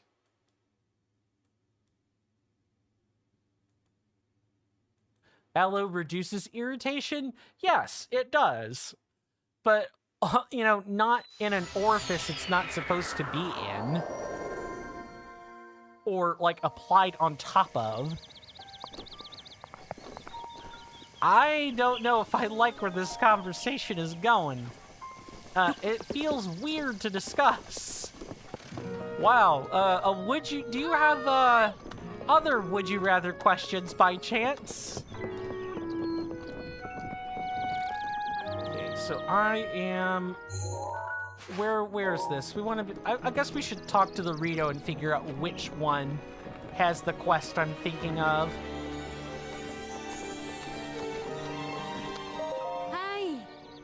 Hmm? Yeah, I do. Yeah, okay, so we nothing makes me want to not do something more on the spot than being asked to do it on the spot, but sure, why not? The pride of the Rito, pillar in the sky, its heart lights up when the sun is high. The heart shines upon a path not whole, but a warming flame can stir the soul. Yeah, didn't we talk to some... We did talk to some Rito, before. I mean, considering how the collapse of our economy and capitalism is on the horizon, non-purchasable alternatives are a necessity. You know what? You're right. You're absolutely right. I think people are going to rediscover the process for making glycerol again. Or, you know, otherwise heating up red seaweed into carrageenan. People are going to discover, you know, various processes for that sort of thing. That's completely fair. Okay, what am I trying to do? I am...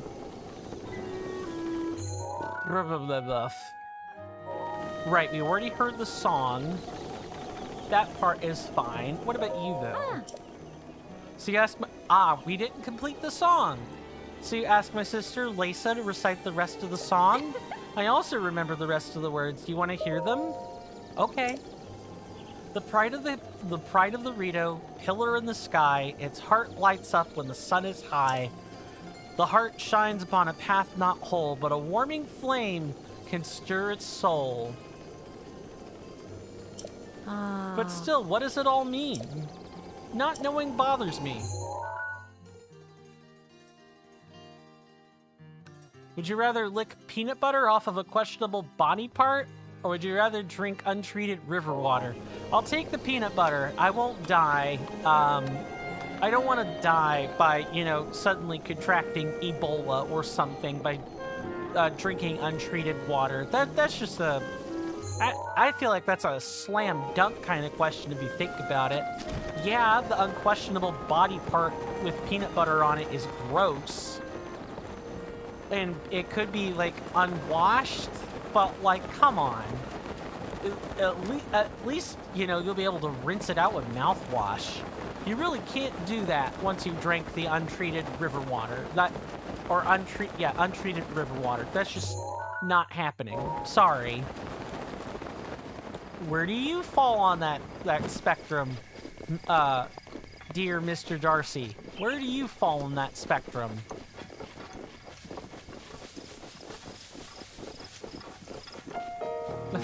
These are some savory questions, I tell you what. Could be worse. And I did ask for another one, so that's fair. Okay, so we're definitely here.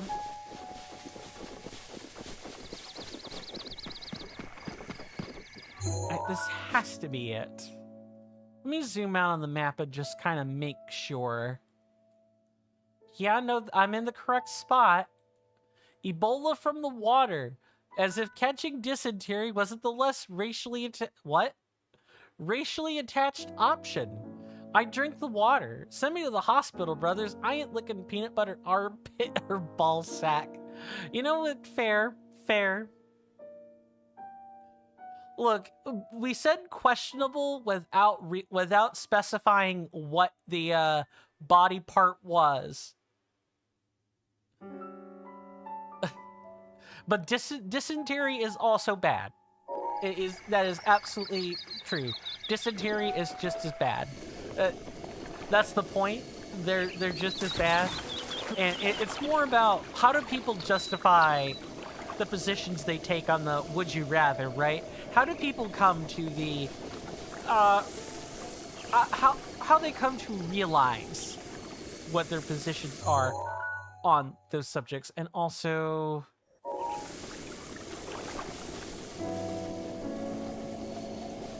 this is the pillar right here, and I believe there has to be a lit flame nearby. You could be licking a buckeye off a brown eye. Ew, yes, awful. Again, I'll take potentially bad water. Again, the prompt was definitely, we have no idea how questionable the body part is. They're both bad. Let's just agree on that. They're both bad. We just both happen to think the opposite one is bad. As per usual, that is usually our track record on the would you rather questions. There actually is not too much you and I agree upon on those, for whatever reason.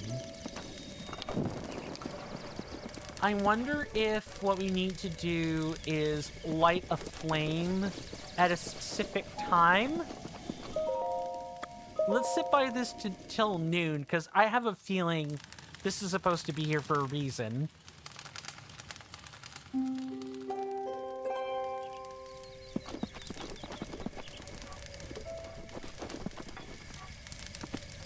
Sun high in the sky.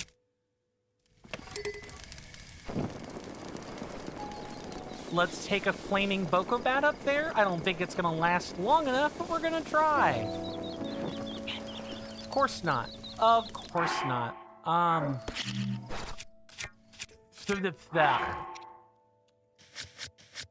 I'm totally professional at this, I swear.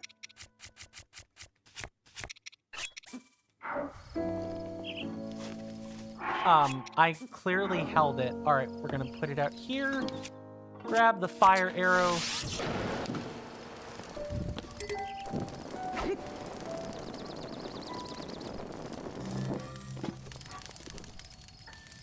I heard something, but I don't know what I heard.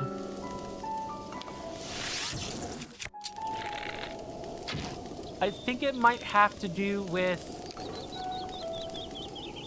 Oh man, I think it might have to do with that hole there. Also, I just realized that's a heart-shaped hole in the rock there. I've actually never noticed that before. Would you rather jump from a plane for thousands of feet or be submerged, or be in a submersible at the deepest, darkest part of the ocean humanly possible? Submersible. Easily I heard that. What is that noise?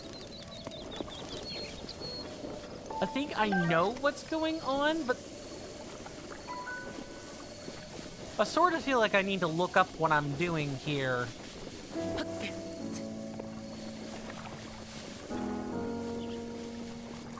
I am probably gonna look this up. Although, let's see if the adventure log says anything. I have no idea whose number that is. I remember it being annoying. It's the ancient Rito song. The path of the Rito, pillar in the sky, its heart lights up when the sun is high.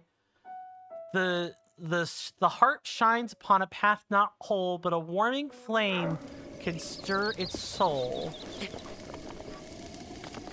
Well, I'm gonna have to rest until noon again anyway.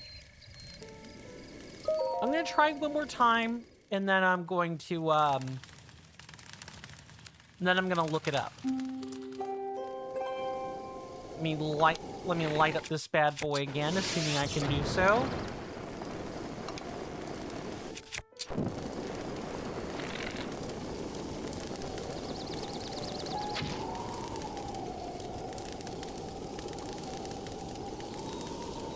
Oh, there's no way that's the answer.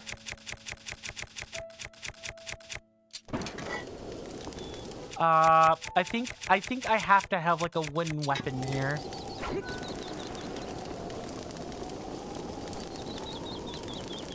Or it might even need to specifically be a torch.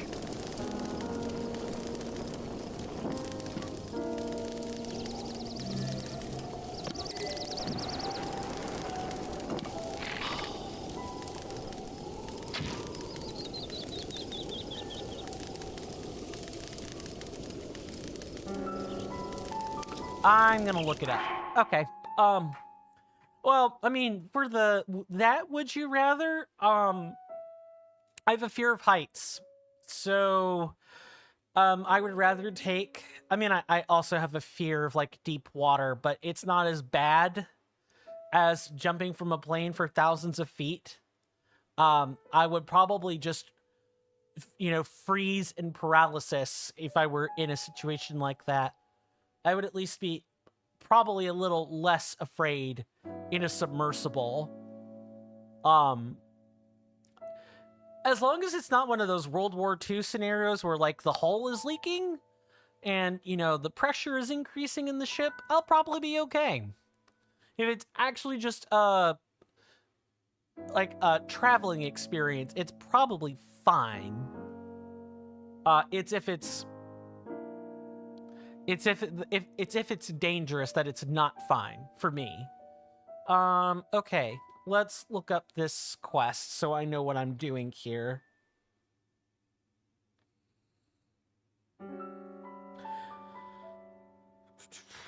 So this one is called the Ancient Rito Song. Yeah, Breath of the Wild, Ancient Rito Song. If I could type into my phone accordingly.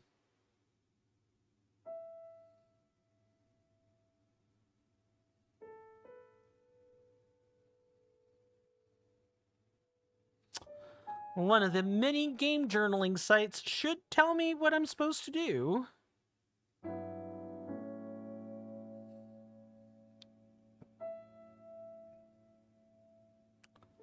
Oh, okay. Yep. I see. We need to find the pad on the shrine. That's what's got to happen. Okay, so let's find the shrine pad nearby. I was wondering what I was doing wrong. And the thing is, I heard it pretty nearby, too. Is it, like, over here? Yeah, here it is.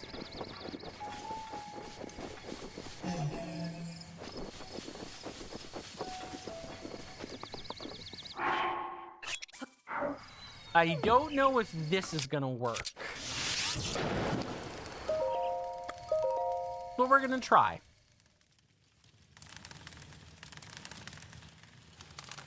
I don't know, where does everybody else sit on the would you rather? Is it a I should wait until the pad lights up a bit. Nice. I should come on, where's the next weapon? Here.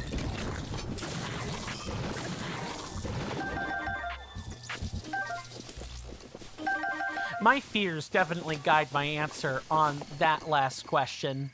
But would you guys rather be jumping from a plane like 1,000 or thousands of feet from in the sky, or would you guys rather be in a submersible at the deepest, darkest part of the ocean, in which, you know, human machinery can reasonably withstand the pressure?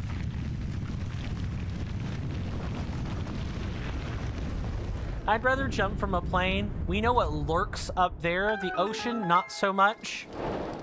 That's fair. And I think if I didn't have the fears and phobias that I have, I don't know if I have a phobia of that. Maybe it is. Maybe it is paralyzing enough to be a phobia for me. But it's not like I can't be in the open sky. I just don't want to jump thousands of feet down.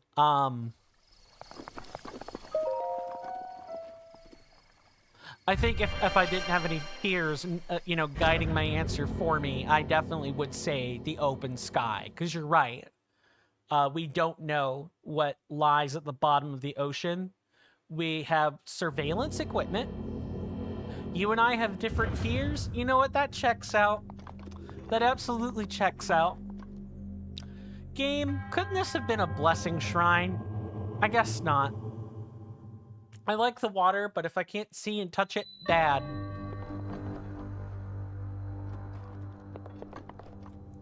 I like the water too. But if I see it, if I see and touch the bottom, or, you know, I can't actually feel or touch the bottom, I don't mind if I can't see the bottom. I just don't want to feel the bottom. But also, I'd probably be more focused on what I'm seeing out in the open, bottomless abyss that is the ocean, rather than trying to look down, so to speak. Let's investigate this shrine and figure out what we need to do here. Ooh, we got another falcon bow. Highly refined Rito-made bow created by a master Rito craftsman. Rito, oh right, we've already read this. We don't need to read it again. I don't know. My fear of heights is like more primal than that. Unfortunately, I gotta go make food and do some chores. How long am I streaming today? About another 90 minutes or so. We'll be going to the normal time, today. Yeah, looking at the time, it's just a bit less than 90 minutes. Okay, so we have that. If you have to go make food and do some chores, should be back before then, hopefully. If not, please do take care of yourself, Mr. Darcy. And, I hope to see you around sooner rather than later. May those tasks prove to be fruitful and non-burdensome. And with that, take care. Okay, I guess let's start by just tackling the obvious parts of this, shall we?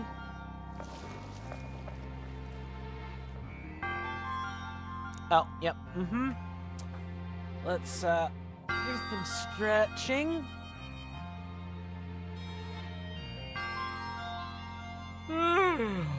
Goodness. Yeah, I probably need to do that. Let's see. Just make sure, stretch for 60 seconds as soon as I'm able. Okay, yep.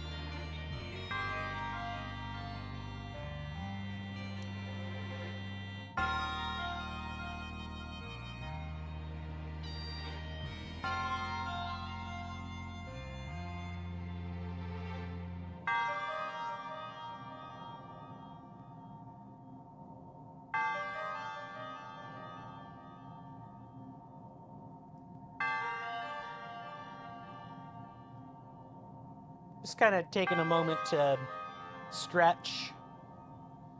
I might have to have one of nature's long and abysmally harsh calls again. Ooh, yeah, I can feel it. I'm gonna go answer one of those calls and I'll be right back.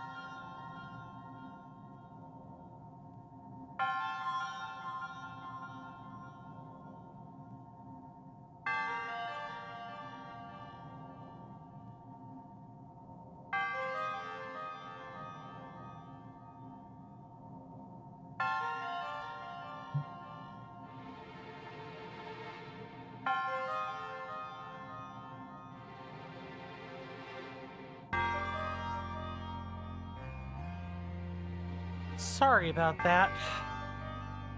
Man, nature could sure be a little less brutal with her, you know, calling. I would much appreciate that. Okay. Well, welcome back, NK Plays. Good to see you again. Sorry I couldn't receive you at the exact time. I unfortunately had to answer one of nature's calls, but hopefully you're doing better than me right this exact second. Let me also shift this down. It's about as far down as I could shift it. Okay, let's detonate this thing and see what happens.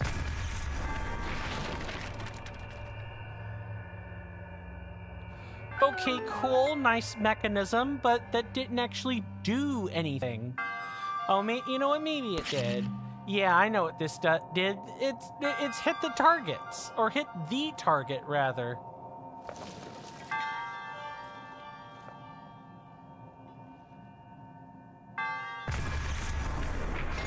Got it. Oh, that totally wasn't by random luck.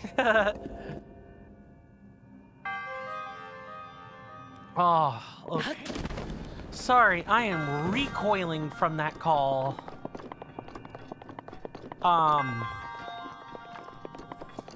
What can I say? Folks, don't eat things you're allergic to. Unless you've got, like, rescue medicine on hand. It's really about all I have to say to that. Just don't eat things you're allergic to. Not even a little bit. You know what? I just kind of fired at random. I have zero clue how I managed that. But I'm fairly happy by just, you know, mucking through by random chance. That's funny. I will take a nice free easy diamond, thank you. And there's nothing left in here, so now we skedaddle. We just get out of here. We do a thing.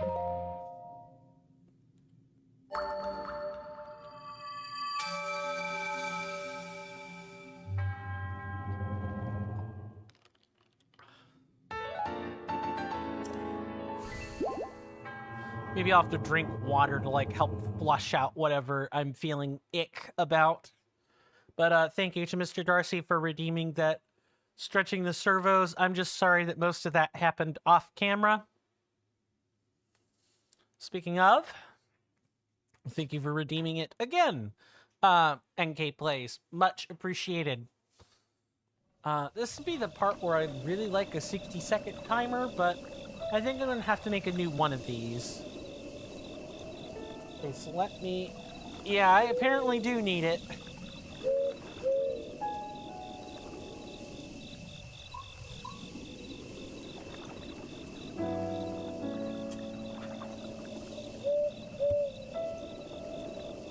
Okay, let's see if I can't fix this lever arm for like a hot minute while I'm stretching everything out every which way.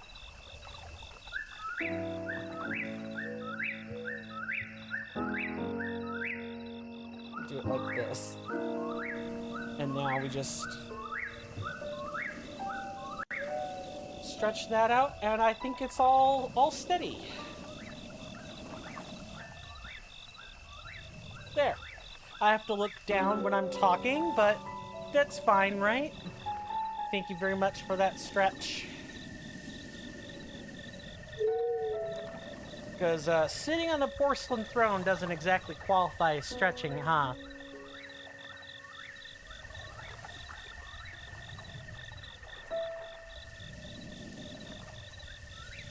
Okay.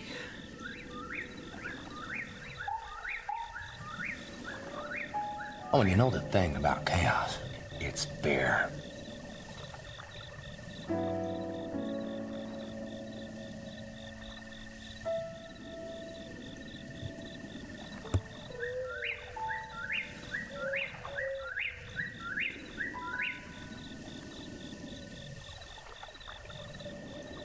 I do not know what BLSS is, so let me look that up so I know what to do. I'm probably still gonna flub it up really bad and probably be unable to do it. But I'm gonna I at least want to know what I'm wandering into here.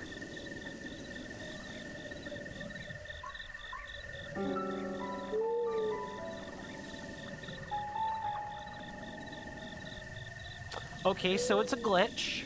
Definitely not gonna be able to do it.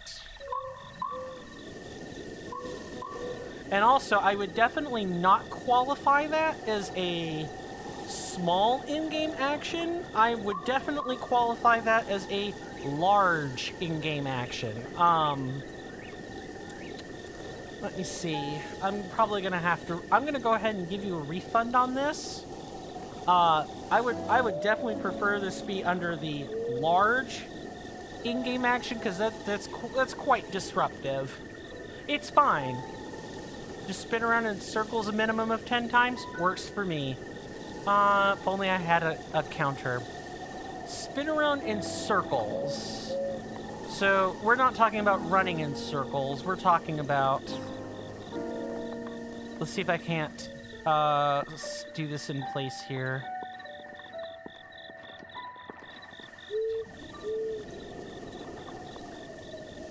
Running is alright? Alright.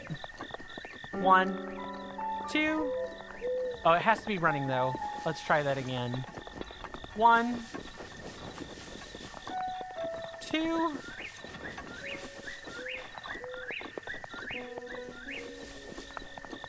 3, 4,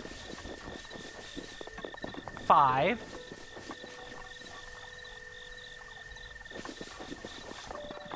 6, 7. Fortunately, I can't count that.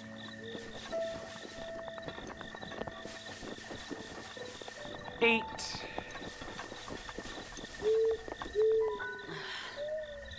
I still can't count that though. That's a pitiful showing. 9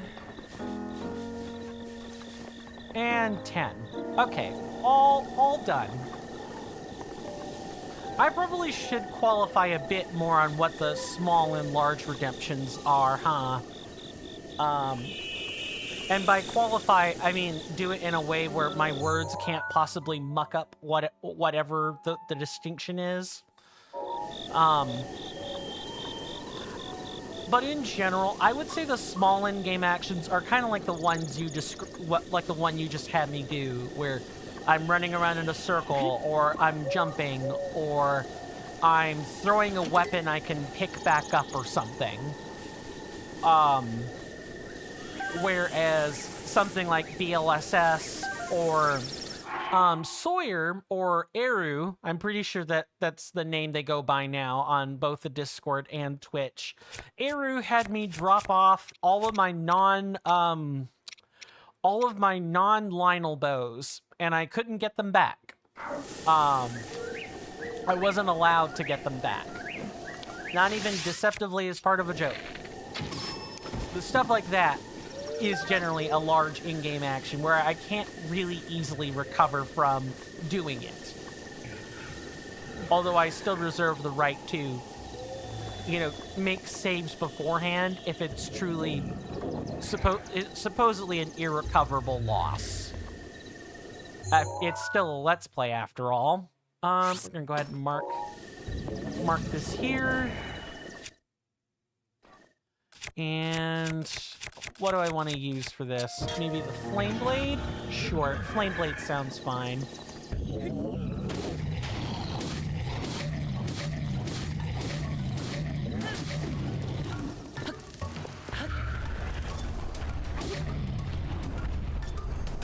Oh no.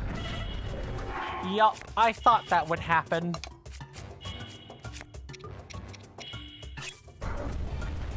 Get up, Link. Get up, get up, get up.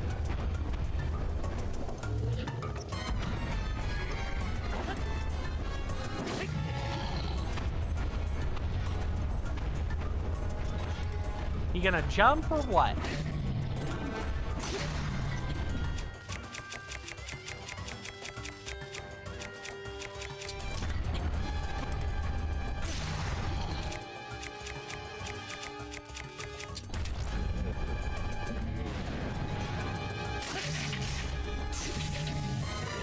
What?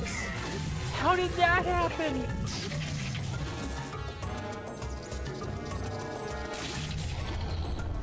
Do they have, am I building up resistance a la Dark Souls or something? I think that's what it is. I think there's an actual shock resistance stat.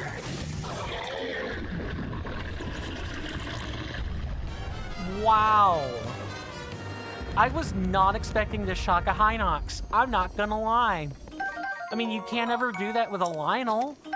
Or if you can, you, like, don't have enough time to build up the, you know, actual shock status effect. Yeah, that definitely makes me think or remember Dark Souls-like stats. What is... Okay, I'm gonna... That's saved in my Google search history, so if I need to look up BLSS, I can make an attempt at that next time. Alright, so we picked up 2 weapons. I believe we broke 2 of them in the encounter, maybe 1 more than that, but now that we've conquered our quarry, I believe over here is going to be Warbler's Nest. There was a Rito chick looking for her child, and I think she said something about heading off to Warbler's Nest, even though the mom explicitly warned her not to. So let's go rescue a child, shall we?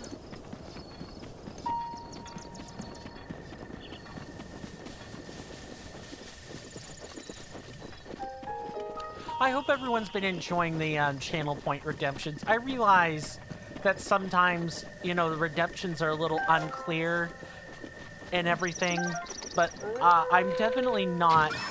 I'm not actively or intentionally trying to pull, like, bait and switches on anybody. That's really not my intention. I guess I just didn't pay attention to the fact that people have different interpretations of what small and large mean. Or maybe that's really not the best description I could use. I might rename that redemption to make it make a little more sense, or so there's less confusion, and maybe write some examples in as well, so there aren't communications issues. But I do want people to know I'm really not trying to bait and switch anybody with my redemptions or anything. I never actively try to do that stuff.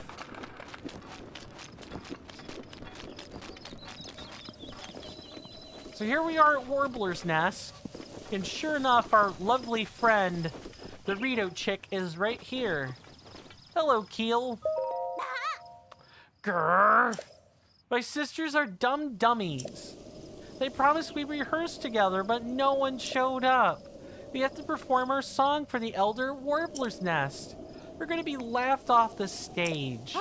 Hey, you look like I could use you. That is to say, you look like a nice guy who looks to help people in need. Wow, the Rito telling it like it is. Yeah, you look like a gullible son of a gun. Here, come here so I can pay you to be used. Can you go tell my sisters in Rito Village to stop ditching rehearsal? They won't listen to me, but they might listen to a scary-looking Hylian like you. Although, Genli might be a tough sell. She's probably in the kitchen yelling, I want some salmon meuniere, or something like that. She doesn't want to sing either. She's such a pain. You got it, Keel. Well, we will make sure your sisters are singing at Warbler's Nest. This quest actually brings up a pretty good thing, a pretty good showcase. If you guys type in on Twitch, BOTWINGINFO, that's Breath of the Wild ingredient information. That's what it stands for, into the chat. You'll get access to the ingredient meta information as well as the recipe book that I use, or recipe cheat sheet that I use to help me make recipes and stuff like that. It's been a godsend. I've referred to it a lot of times to help make things in the previous posterity videos, for example. I would not have made what I made without consulting that cheat sheet. For you guys on YouTube, it's actually a separate command or two separate commands. One of which is... Oh, actually, it spits it out right for me.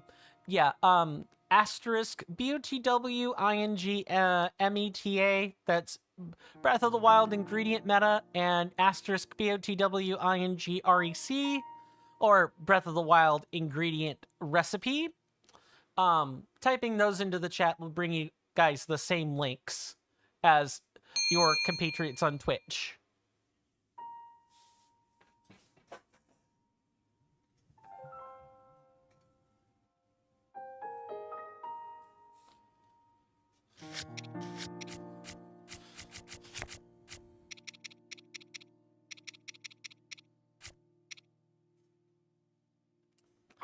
Okay, well, now that we're here, let's quickly go get the, let's quickly get these 2 Korok seeds that are right here, and then we are gonna go persuade some chiclets to sing for recital practice. We got 5 minutes to do it, so let's get to it. At least before commercial break, that is. One of the nice things about me structuring my streams the way that I do is that I heard that over here, I think. Yeah, right here. Structuring the stream the way I do is that I chill during the beginning, like the initial 2 hours, but then during the end, or like the latter half of the stream, you know, I don't chill anything. The only thing I might chill is the Discord, and I kind of put that on the border of chilling and just telling people about a resource I've put together over the course of, say, months. My Discord has only gotten better with time, I have to say, and I do feel really good about its cultivation. Now, this one is right over here, and it might be... Yeah, it's another circle of stones. Cool.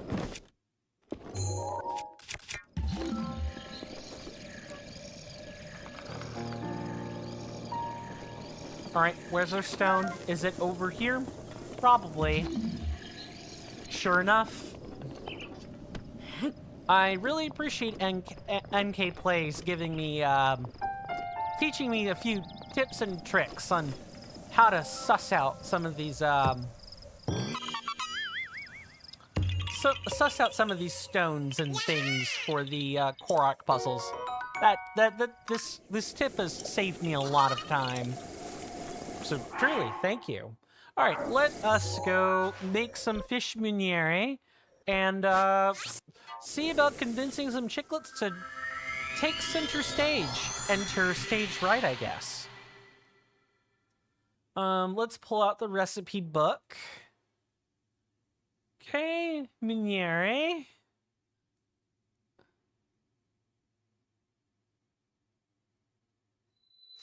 Okay, so wheat, goat, Tabanthan wheat, goat butter, and our choices are between salmon, porgy, or other seafood.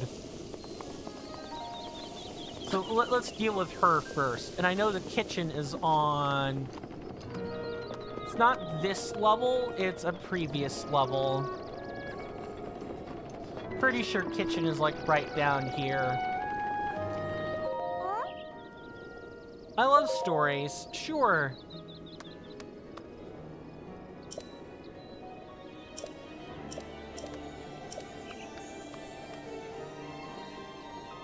It's over there, you see it? Yeah, the snow white birdie. I got it.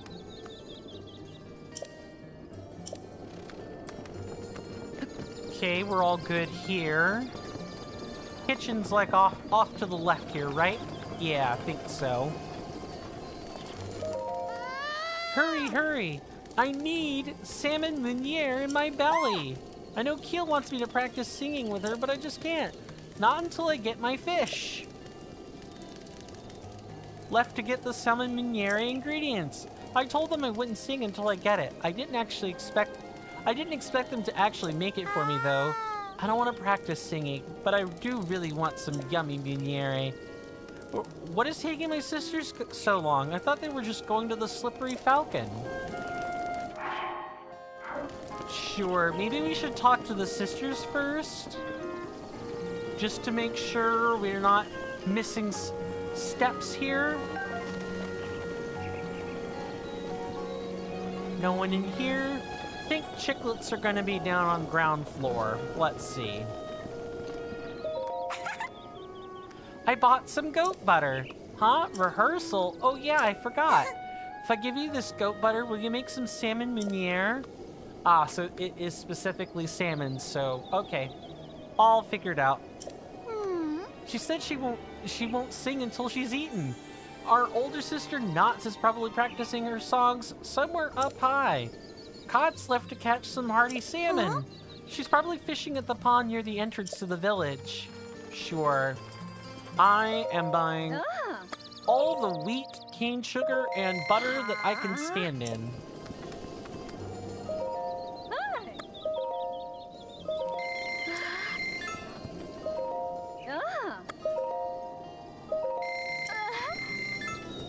And sunshrooms. Yes, please give me all of those, madame. Actually, it's like infrequent. I've noticed Nintendo likes really depicting family units a lot. For whatever reason. High up, you say? That's probably... There's like a deck somewhere up above that we saw one of the Chiclets singing at earlier. I probably should not be calling them Chiclets.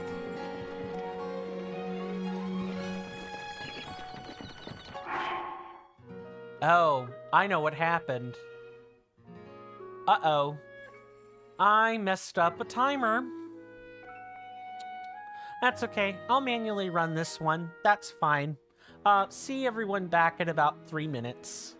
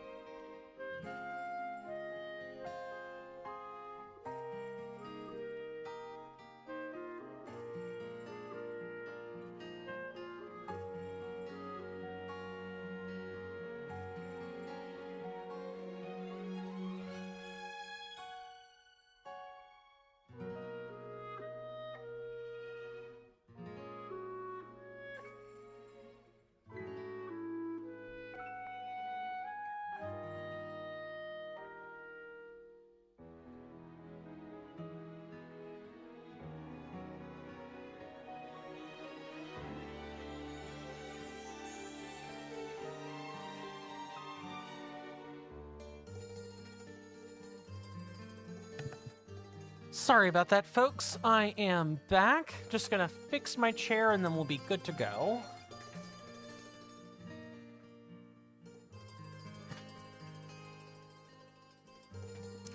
Yeah, I thought I felt I was sitting pretty funny compared to the rest of my desks and things.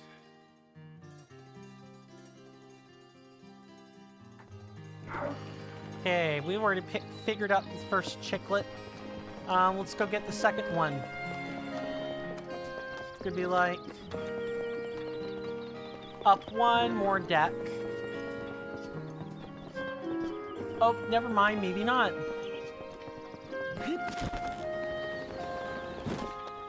Somewhere high up. It's not like further up than it already is, right? Hope not.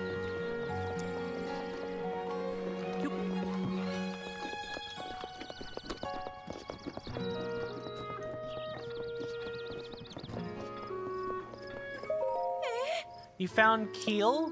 She's at Warbler's Nest after all. Ah, she really had me worried. Thank you for letting me know. Please take this for your trouble. Feel much better now that I know where she is. Thank you. Sets my mind at ease to know where my children are. Thank you. Keel's sisters are gathering the ingredients necessary to make salmon meuniere. Salmon meuniere. Meuniere. Wait, are the 3-minute intermissions different than ad intermissions? Because you didn't get any ads. That's weird. You aren't the first to tell me that, by the way. Axel kind of reported getting ads at different times. For whatever reason. So, when I took my break earlier, I took it at exactly 3 p.m. or 4 p.m., excuse me. No, actually, I took it at about 4:02 p.m. And on my dock, I clicked the 3-minute ad, or at least I thought I did. What time did you actually get served ads? Because if it's off by more than like 30 seconds, I'm gonna get real mad. Not at you, but you know, at like Twitch. Because that's not right. If I click the button that says the ad, I've timed a 3-minute intermission here, and I'm playing 3 minutes of ads, you know, we should be served that. Not should, but, well, you know what I mean. I click the button, there, other than like maybe a few seconds of communication, what I'll do then, NK, if you've got the time, is normally I would end my stream at 5 p.m., so in like 54 minutes from now. I'm gonna probably extend my stream by about 7 minutes. And I will manually run another ad. I may need to extend it 10 minutes, actually, now that I'm thinking about it. And, yeah, I would love for you to tell me when those ads get served, because if it takes more than like a minute, that's really bad. That's like super bad. Thanks for your assistance. Really appreciate it.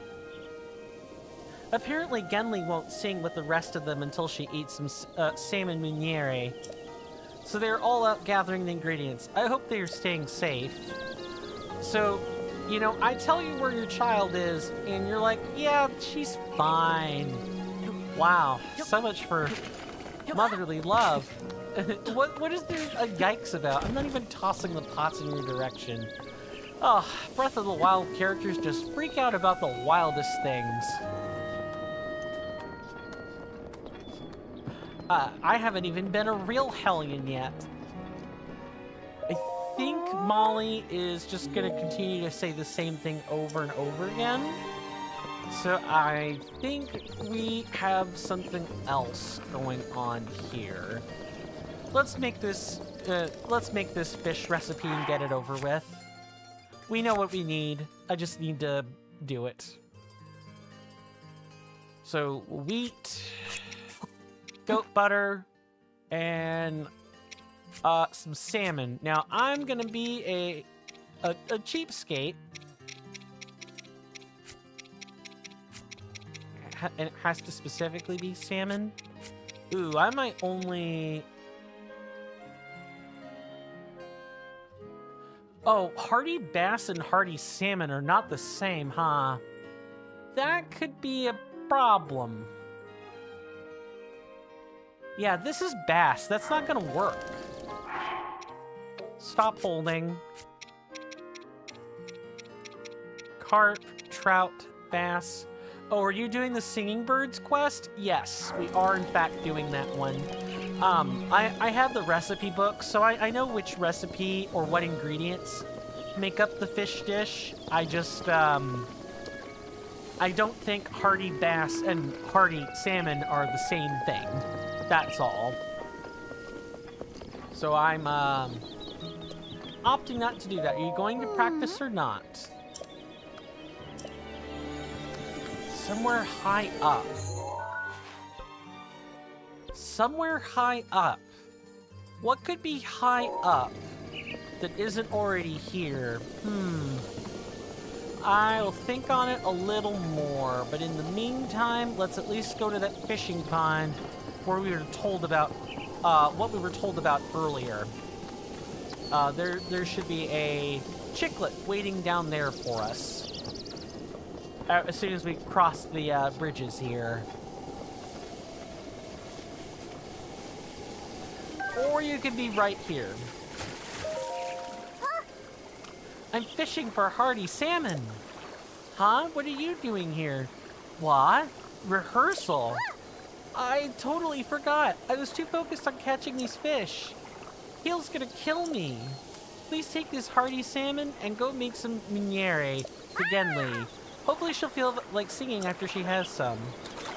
Yeah, see, that's what I thought. I thought the salmon and the bass weren't the same, and I had a sneaking suspicion that was correct. So now we make the fish dish, which I can't even skimp on if I wanted to. We only have one salmon. And then we gotta figure out where the heck, the sister perched high up is. And since, I know what the ingredients for this are, let me turn back to my map here.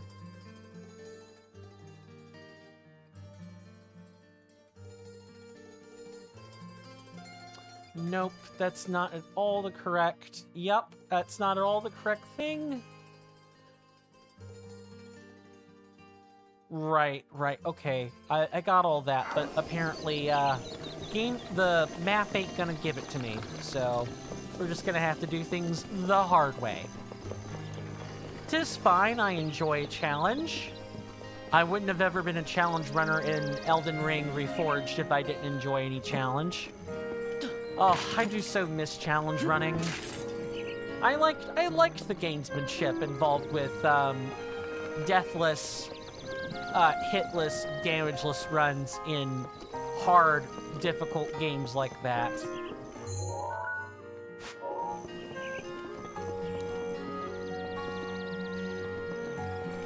Kitchen is up here, I think. I swear I've been here like many times over, and I still always forget the kitchen. I almost always forget where this is. Kind of have to really work at it. Alright. You want your fish? You can have your fish. Small child.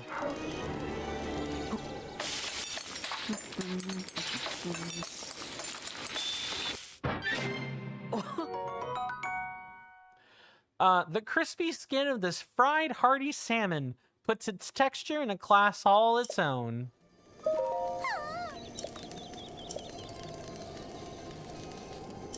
Could that amazing smell, could it be? Salmon meuniere? You're gonna let me have some, right? It's all mine, little child. Get in line. Right? Yes. How can I say no? I'm so weak to children. It's not funny. Yay! Time to dig in.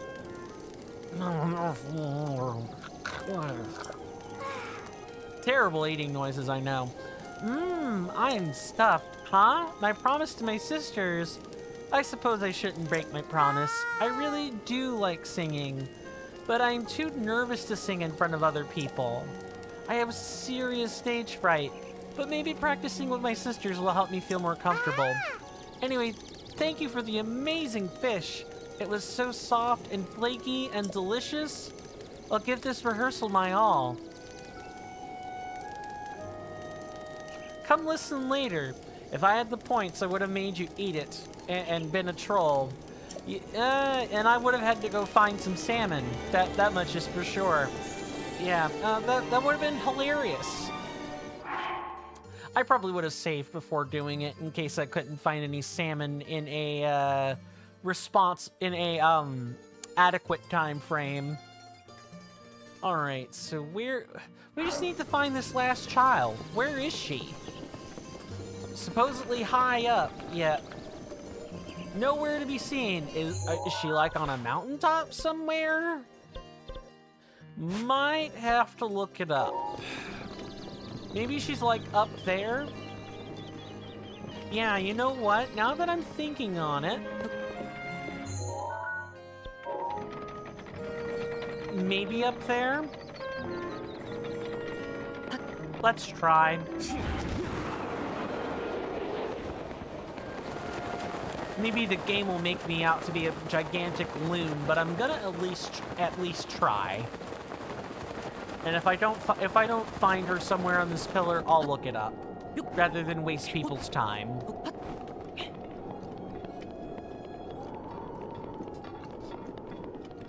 Okay, nothing up here, and at least we know where the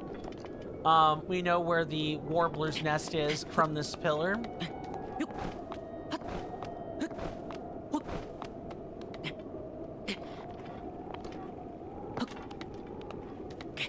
And I think, yeah, we gonna be fishing for lots. Oh, nope, never mind. I thought I was gonna be fishing for a way up, but I don't think so.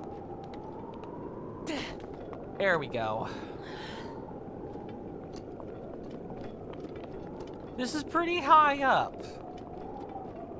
Do I think this is where they are? No, I don't. But for them to say it's high up, it'd have to be at least higher up than Rito Village itself. And the only thing that makes me think it could be higher up, is like this over here. And after this pillar, if I don't see her, I'll go look it up.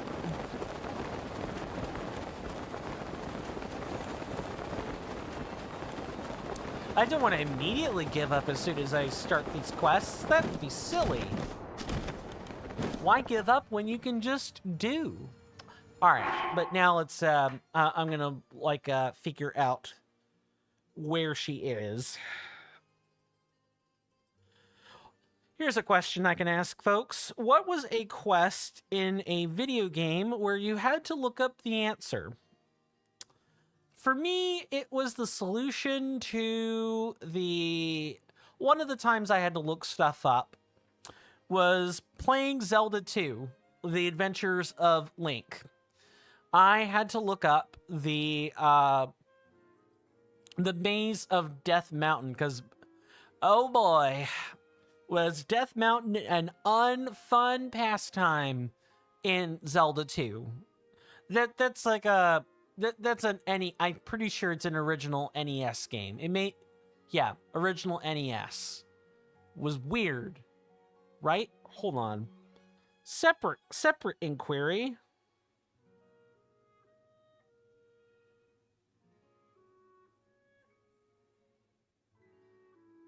Yeah, NES. I thought it was for the NES, but I had to be sure. Okay. Breath of the Wild. What quest is this? It's not Find Keel. it's not flown the coop.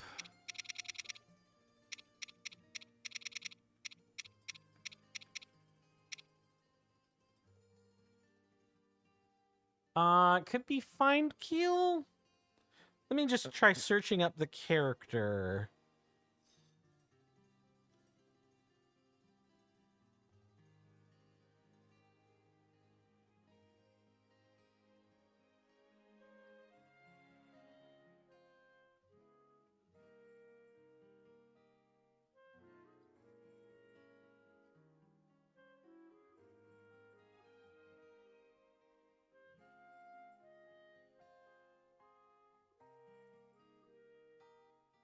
Might be knots I'm thinking of.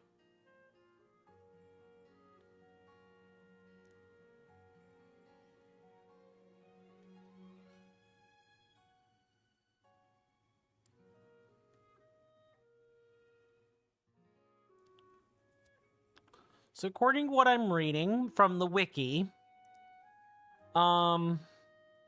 there's a stone pillar in the middle of Rito Village, and that is where she's supposed to be.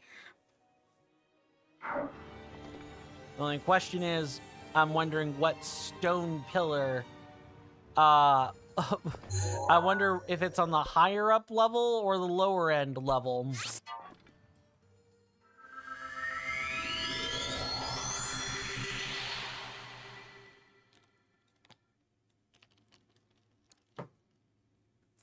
I think I remember watching other people be pretty thoroughly annoyed at this quest as well. So I'm not annoyed, but this is definitely proving to be tedious. And I hope that by making the fish dish, I didn't like skip a step somewhere, because I definitely might have. It wouldn't surprise me if I ended up accidentally skipping one. It's in the middle of Rito Village. Well, the only thing in the middle of Rito Village for sure is this pillar. Specifically this pillar. It's the only thing that's high up anywhere. You know what? Let's try. Let's try scaling this. Do I think I'm gonna get anywhere? No, but I'm gonna try. And then I may or may not have to look it up. Do we have something a little bit... Yeah, okay. This works just fine.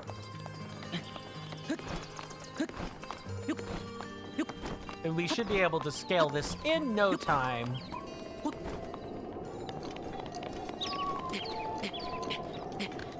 I can hear it too. There's whistling.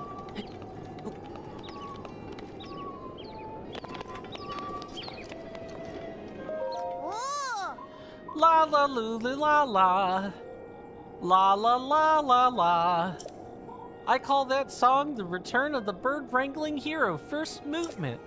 Thank you for listening. What? Singing rehearsal at Warbler's Nest? I didn't forget. It's just that Genly really wanted some fish. So my sisters and I have been looking for ingredients. I finished early, so I was practicing here to kill time. I feel bad we left Keel waiting, though. I really should head over to rehearsal. What? You already treated Genly to some Miniere?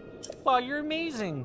Genly said she doesn't want to sing on an empty stomach, but I think she's hiding a different reason. I'm gonna meet up with everyone. See you around. So, if you already make the fish dish, you do skip out on, you do skip out on actually getting the ingredients. So, I don't recommend, doing that. Yeah, I would recommend finding all the other little chiclets first. But that's just me. Let's put back on the armor I so desperately want to be wearing. Although my favorite armor by far just out of my collection is definitely the Zora armor.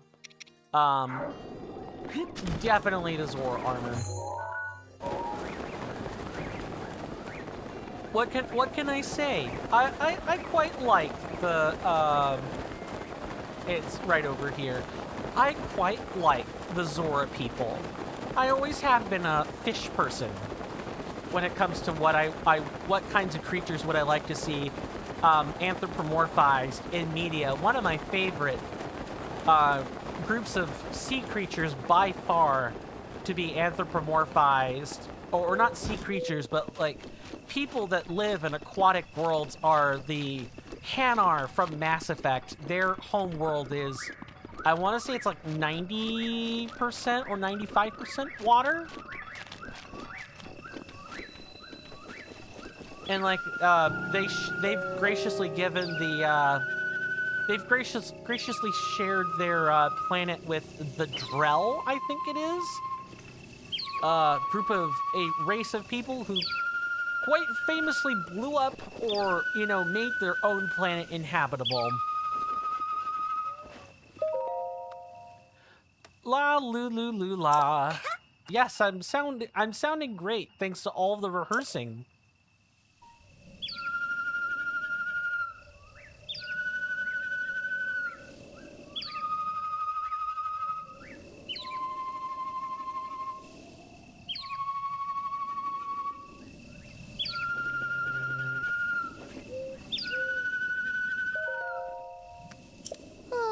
All this singing is making me hungry.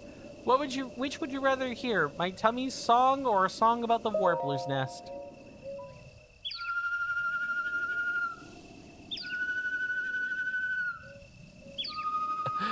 Is that... Hold up. Hold up.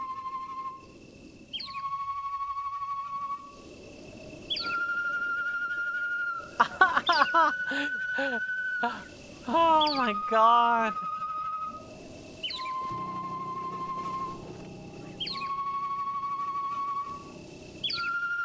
I feel like these things are giving us the middle finger just secretly.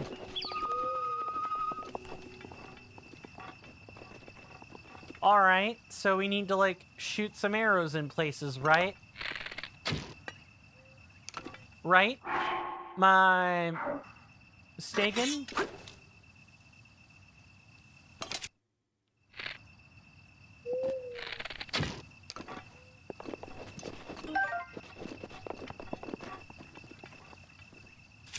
Oh, don't tell me we have to toss a bomb through these.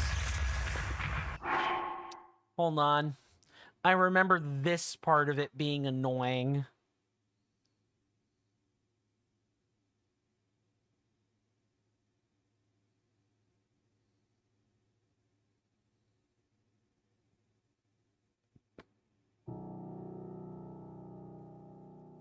That's why we need a Korok leaf. And we need to go find a... we need to go chop down trees to do this. Alright. Let's see about chopping some trees. Hopefully not hitting, not hitting, the Korok in the process. And besides, this gets us a little bit closer to the wood harvest. If only I had an axe for this.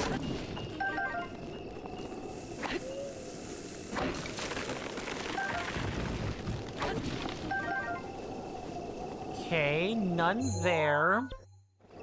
Gonna have to go down a couple groves of trees to try to find a Korok leaf somewhere.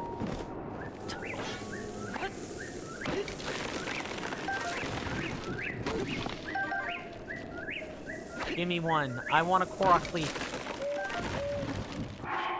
Hopefully we don't hit the Korok. Aims almost directly at them. Welcome back, Mr. Darcy. Welcome back to the stream. I trust food making and chores went well. Hope you enjoy your stay. Yes, I have a bad habit of doing that, huh? Saying one thing and somehow advertently or inadvertently doing another. I think these are gonna end up being the wrong trees for Korok leaves. Not gonna lie. Or it could be random chance too. We're gonna find out. Yeah, I think I want regular trees.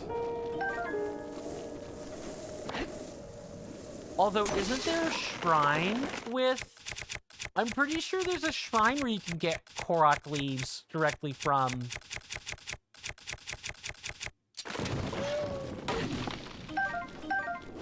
Yeah, let me fiddle around here a second. Windmills. I don't think you use Korok leaves for those. Although I guess it's worth trying. It's worth trying. Let's just go see. I know you could pretty much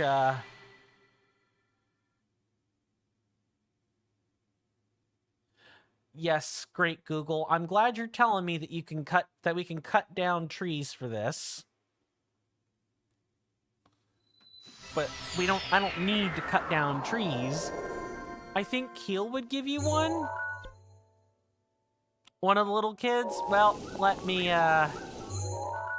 glide back over there and find out. Cool.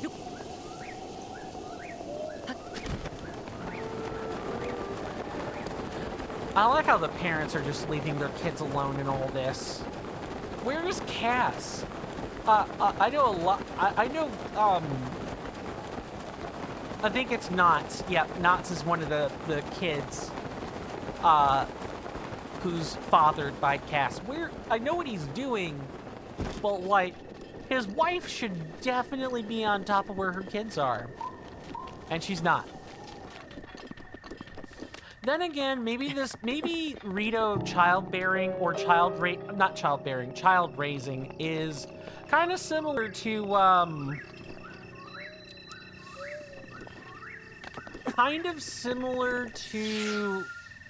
growing up in the rural South 30, 40 years ago, like rural Southern US. You made your own fun.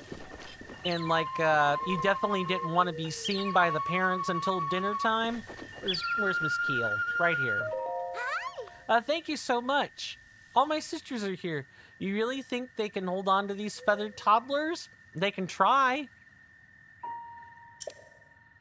They could certainly try, but you're right. Probably not. Especially if Tears of the Kingdom is anything to go by, definitely not. Now we can rehearse here at Warbler's Nest, or that is an incorrect reading. Now we can rehearse here at Warbler's Nest. Want to know what song we're singing? Well, the elder told me it's a song passed down in the Rito village that was once sung at Warbler's Nest in ancient times. If you didn't know, Warbler's Nest is the big stone platform with the pillars behind us. The lyrics don't make a lot of sense, but there's one line in particular that always catches my ear. When wind convinces the rocks to sing, open the monk's door will swing. What do you think that means? What's a monk? Oh, and I almost forgot. I got you a little something. Just a small thanks for bringing all my sisters here. You're welcome. Ta-da! A Korok leaf. Why don't you swing it in the direction of Warbler's Nest? It makes a fun noise. They're kids, so, I mean, I can't be mad at them for giving me a Korok leaf. I do think Link would be containing himself, though. At least a little bit. Or maybe he wouldn't. I don't know. Alright. Let's, blow into the holes of these rocks, shall we?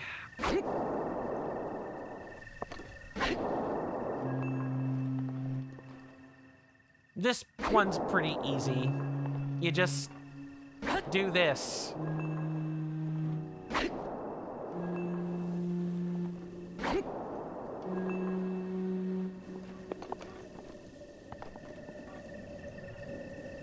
What?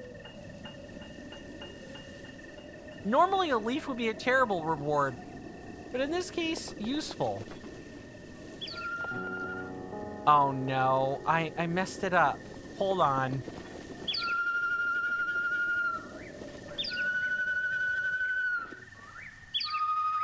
I don't think I'm going 1, 2, 3, 4, 5. I think I'm just going in the order these kids are singing, so I'm gonna pay attention one more time.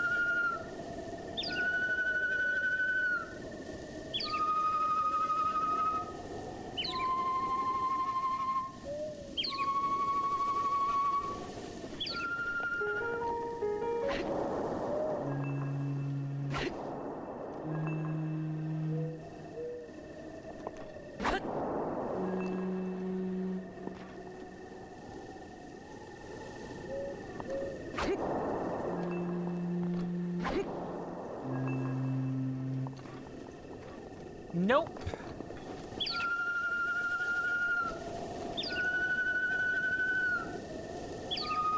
I think I have to go faster.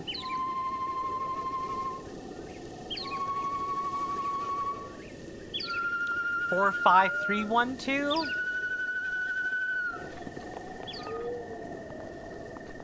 Okay, I'll give that a try. Thank you. Yeah, it's based on the tone, isn't it? Yeah, it's based on the tone. That's exactly what it is. I've been misreading the puzzle the whole way through. And the shrine even glows the correct color. So I definitely should have pieced it together. Oopsie.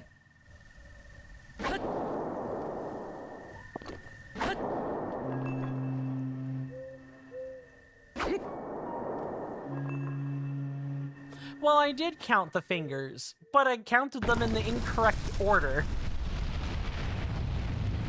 Oh, you mean as a hint? Yes, that makes sense.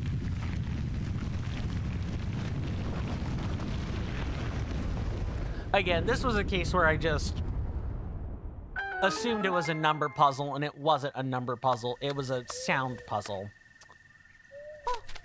Wow! Thank you for the assist, Mr. Darcy. Much appreciated. Hey, look, guys! Look, the monk door. It's opening. Huh? Huh? Was that weird-looking house always there? Oh! No, that's that shrine thing that the elder was talking about. So cool. Who knew Warbler's Nest was keeping a secret like that? Let's tell Mom. Ah! Yeah, let's. All right, kids, go back home, please, and stay there this time. See you later. You're welcome, chicklets. Have fun. Last one to Mom is an unhatched egg. Ready, set, go. Oh no. I guess we know who the unhatched egg is. That's so cute.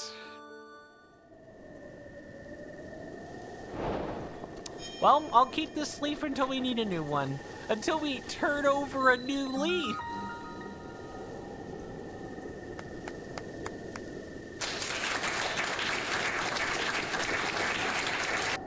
I'm kidding, by the way.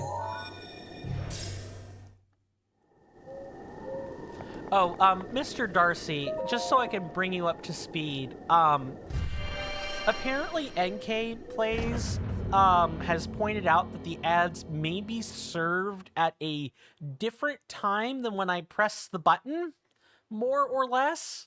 So, like, if I punch in the 3-minute ad, people aren't getting the 3-minute ads until like after the intermission's already over. So I'm extending the stream by about 10 minutes so that we can test when people are getting ads. Because if it's happening, Did you not realize I was merely being polite? Oh, you provincials never cease to amaze.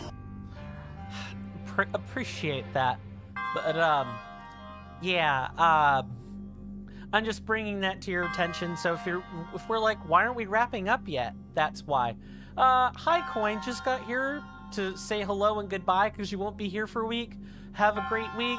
Aw, thanks for stopping by again, Bear Type. I was being polite. I was, in fact, being polite. Thank you. Have a good week. Enjoy your vacation. Go enjoy your endeavors, and I'll see you in about a week. Oh, about the terrible joke?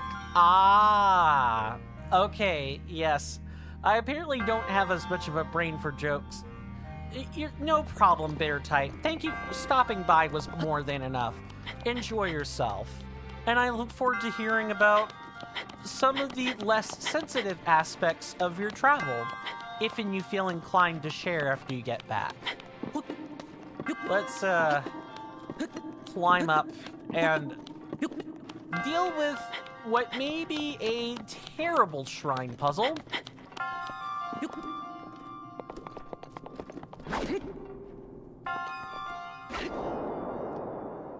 Okay, can't hit that. Oh, I really feel like I just had a Moblin Layer moment. Not gonna lie. There's quite the delay on the audios, so sometimes it's hard to time them. Cool. Hello? Yes, let's swap to metallic gear immediately.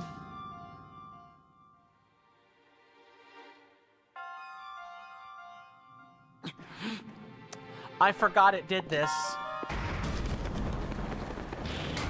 Alright.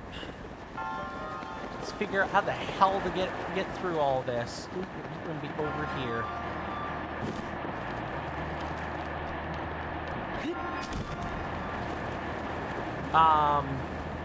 Nice. We're gonna be doing the Wind Waker meme, ladies and gentlemen. Just constantly dunking in lava. Time to claw grip this stuff. Hey, Coin, have you ever played? Okay, waiting. Game really said think fast. It did. Unfortunately, think fast I do not. Poppy's Playtime? No, I've never played. I have seen, however. I have watched a, let me get away from the turbine here. Or like wind fan. There's a Twitch associate of mine. His name is Reaver of Bone. Let me, do the proverbial shout out while I'm thinking about it.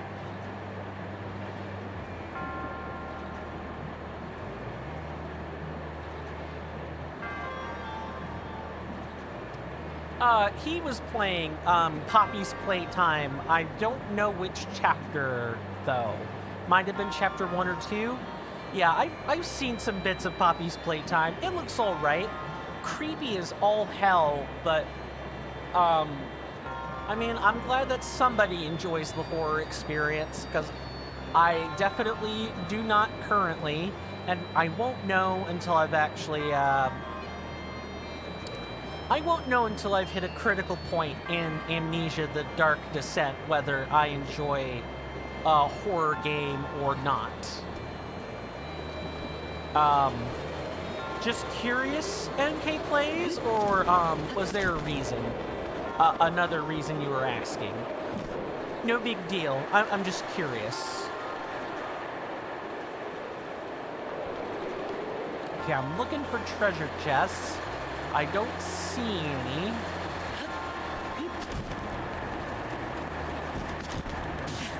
No, of course I would run right into it. Cool.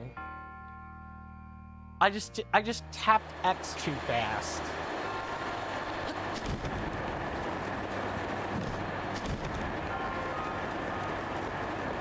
There we go.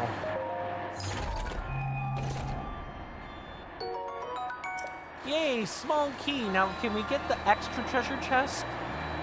I feel like you don't do well with jump scares. You're correct, I don't. I spook and startle really easily.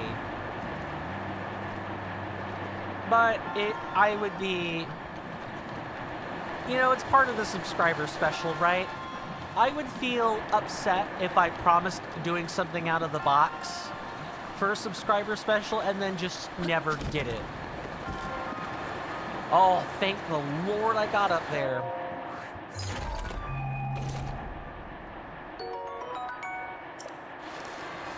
I'll take that, thank you very much. Is this seriously the only treasure chest that's here? Perhaps.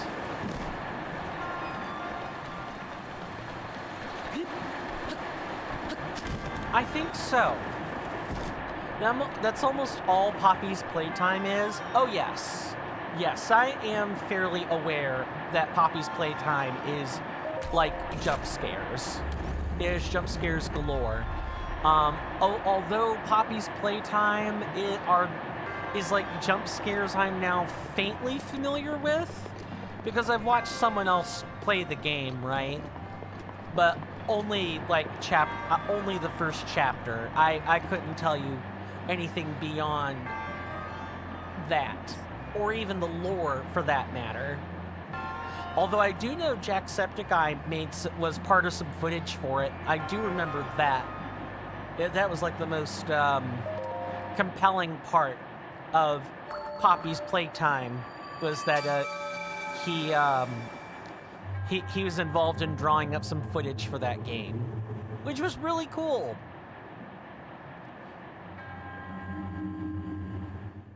Yes, thank you for bestowing the spirit orb. Another one, and we can get yet another wheel, yet another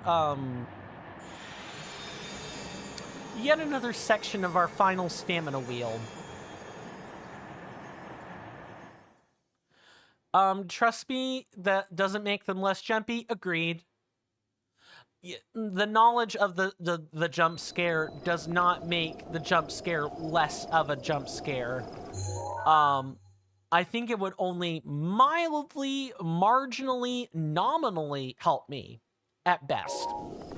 And I am being generous when I use those descriptors. Absolutely generous. I mean, the kind of horror that I could probably handle is something like Dead Space, where, like, yeah, it's scary, but the game is consistently scary all the time. But there are at least periods where I don't have scary monsters to fight. Okay, we are pulling out a meteor rod. Is that still not enough? That is still not enough. I really thought the meteor rod would help against this. I guess not. We have to eat some resistance food.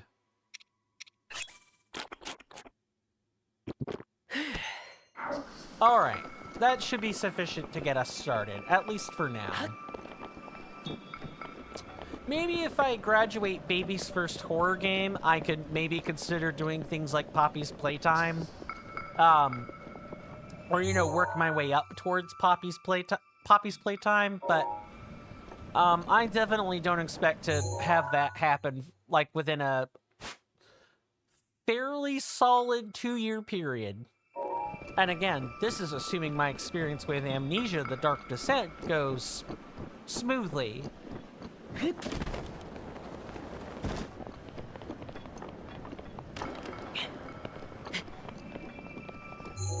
Okay, is it down there? It might be down there. Yeah, it looks like it's down in the middle here. Ah, it is an offering tray. All right. Pepper, pepper, pepper. Okay, yes, thought so. At least it's different than apples.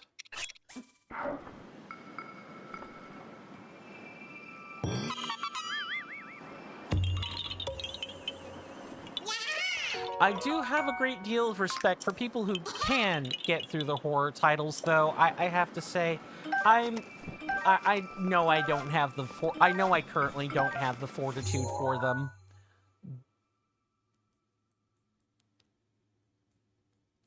Though, I suppose I have had people, also, I do not know what is going on with the internet right now. Oh, yep, that's weird. All right then, Brave, you do that. Sorry, my browser was doing weird things on the streaming computer, and I can't have the browser doing weird things. Hopefully it didn't cause the stream to tank any. That would be awful if it did.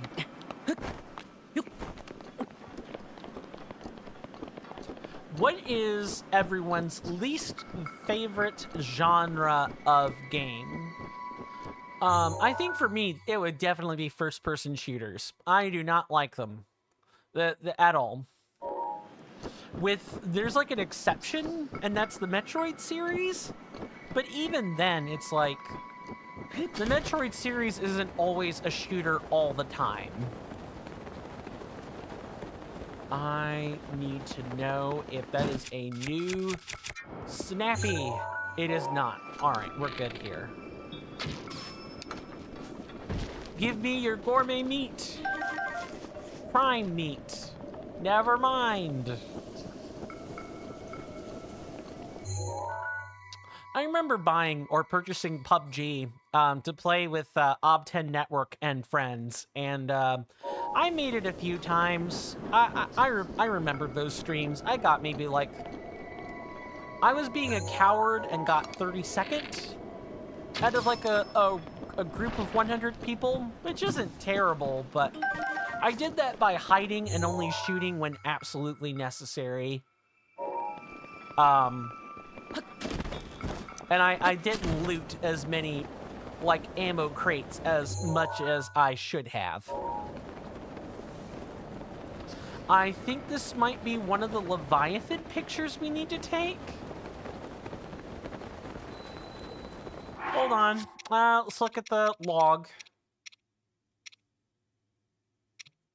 It's the bird in the mountains. No, that's shrine. Here's the side quest. Leviathan bones.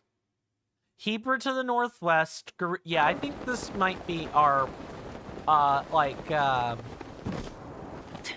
this might actually be what we're looking for.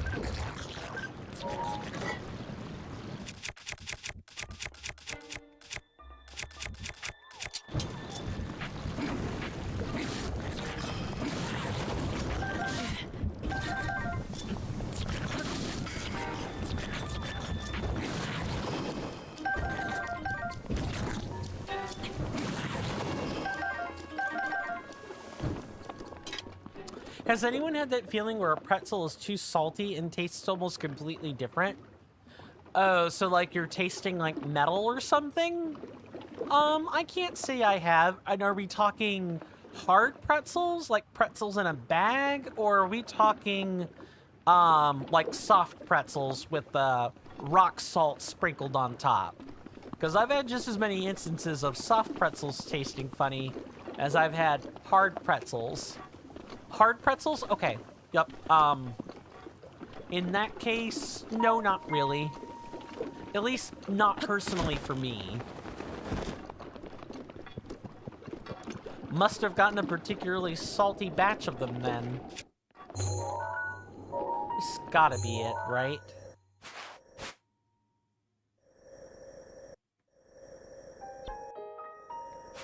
Or no, actually, you know what? This may not be it, because it's in Hebra. This is not Hebra. This is like somewhere else.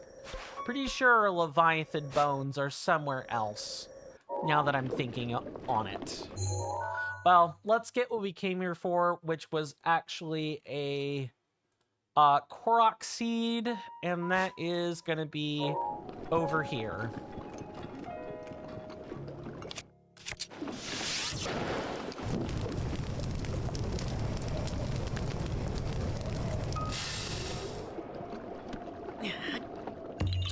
I could go for some pretzels right now, actually.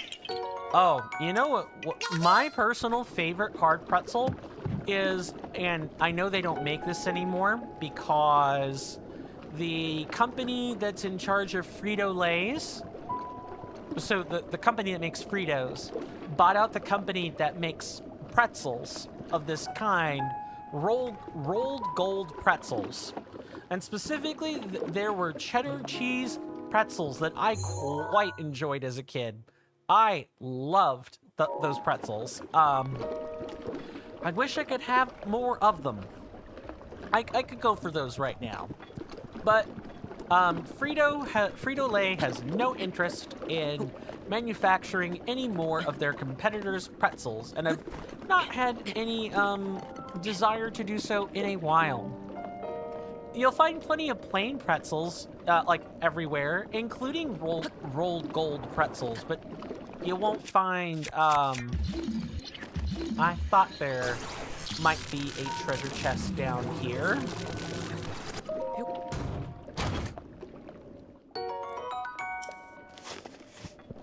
There's probably a treasure chest in one of each of these pools. Or not in every single one of these pools, but like in a good number of them.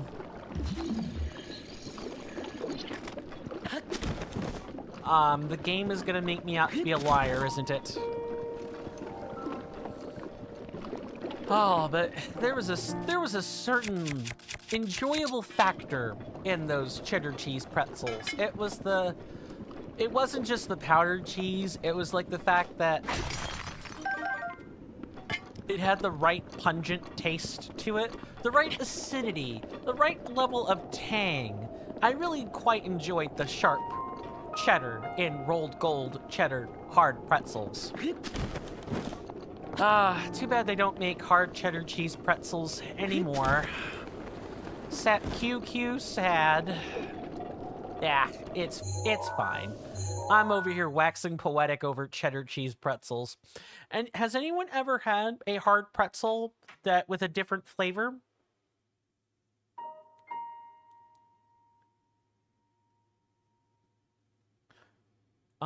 Let's see. Make sure I've done this correctly.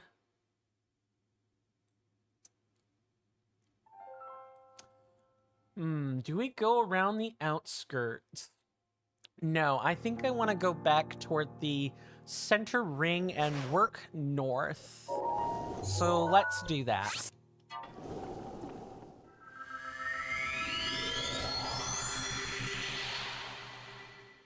The reason why they were too salty is because you bought the variant for your father. Ah, and he likes the really salty pretzels, huh? But I personally like extra charred unique snacks pretzels. Extra charred... Oh, so are these like sourdough pretzels? Since you specified what they are, I can look them up. Because you've got me curious.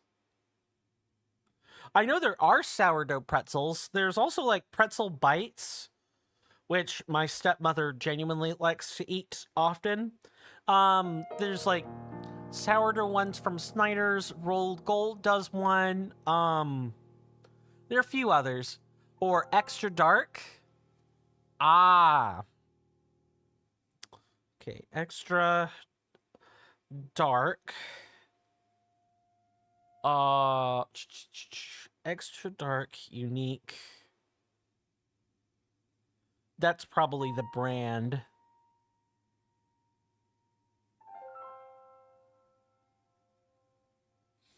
Now, are these, are the unique snacks pretzels, are they bites, sticks, rods, or are they like actual hard pretzels?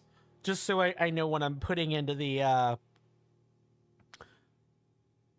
Okay, no, these are actual hard pretzels. Don't answer that. I just looked it up. Huh. Extra dark pretzels, huh?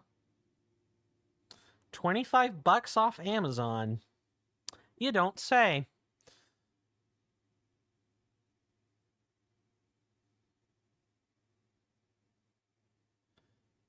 Okay, but what makes them so different from regular pretzels?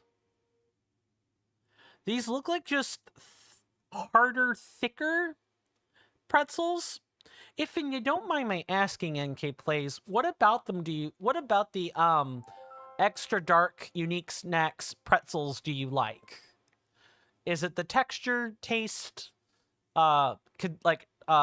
consistency, the price? Some people eat for the price. Or, you know, something else altogether. It may also be indescribable too, which is just fine. Actually, this next Korok seed, we can just go over here and go grab that. Sure. Let's do that. And then after that, I think we'll call it good for the... Well, not yet. We still have some time because I wanted to run that experiment with the ads. That's right. It gives them a smoky taste, hence the extra dark. Makes sense. Which you like? Okay, now we need almost burnt, but not. Yeah, I was a little hesitant to say burnt because I didn't want to call them burnt pretzels, but if you're classifying them as that way, then yeah, kind of like eating burnt sourdough, but not quite. That has a certain charm to it. Maybe they'll be in my local grocery aisle. I'll have to keep an eye out. Let's, warm link up a bit. Where are the heat extracts?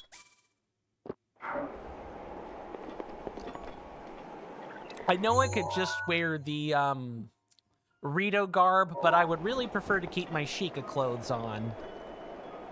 Hello.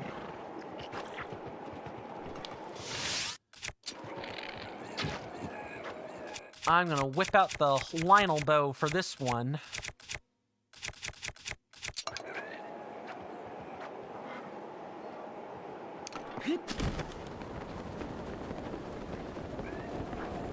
Stop chasing that wildlife.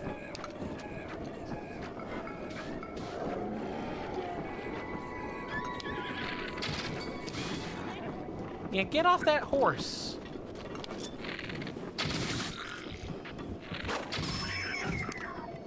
Goodbye. And good night, Sir Bokoblin. I am dropping this Korok leaf for an actually useful weapon. Let's do that.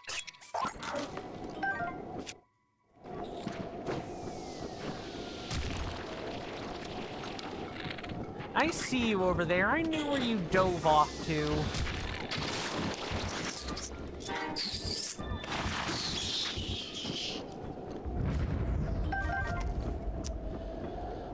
I also have a soft spot for Schneider's hard pretzels, pretzel bites. There's also the Dots brand of hard pretzel bites that I also kind of genuinely like. They're nice and robustly seasoned. They've got a bit of bite or punch to them though.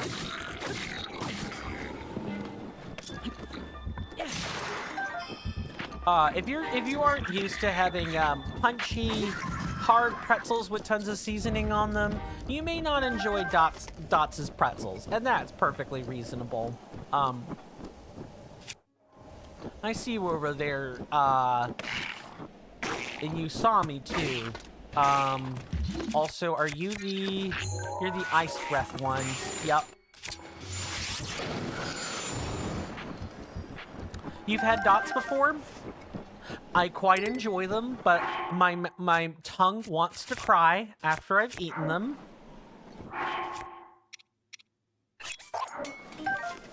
I literally just dropped it. Yeah, I'm gonna take the... Good lord. I will take that flame blade back. Now, our Korok seed in question is over here. Okay, I know where I'm going. Yeah, they're punchy pretzel bites. I quite enjoy them, but I don't have them too often for precisely that reason. Tongue fissures, and I believe I know how we're getting our Korok seed. Into the well you go.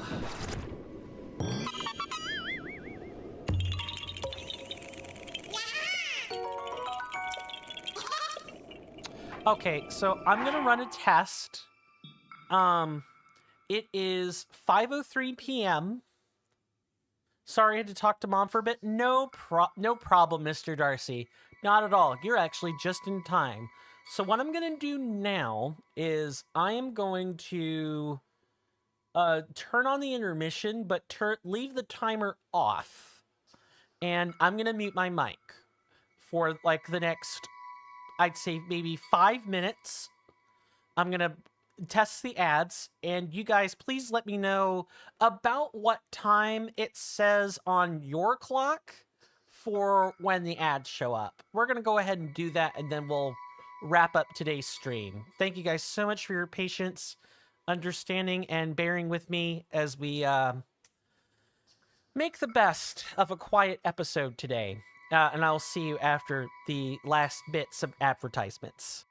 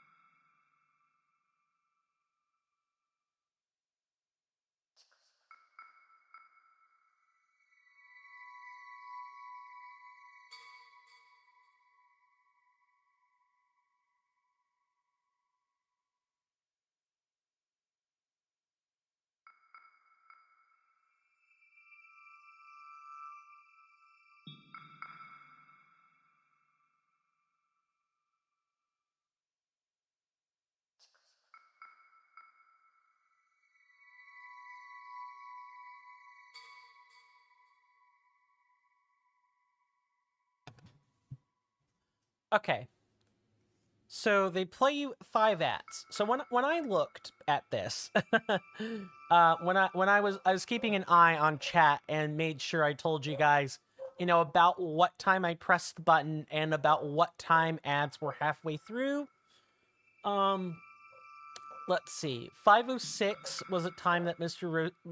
Rowan Darcy had stated, and NK Plays responded at about the same time. So I am pressing the add button for 3 minutes. Let me go ahead and change back scenes here. I'm pressing the button for 3, and you guys are getting 2 minutes? Is that correct? That's really weird, if that's the case. Not that... I'll always be grateful you guys aren't getting served 3 minutes of ads. Let me be really upfront about this one. I'm super pleased that you aren't getting 3 minutes. But the fact that there's a 2 minute or possibly 1 to 2 minute discrepancy on when the ads are played is wild. Is absolutely wild.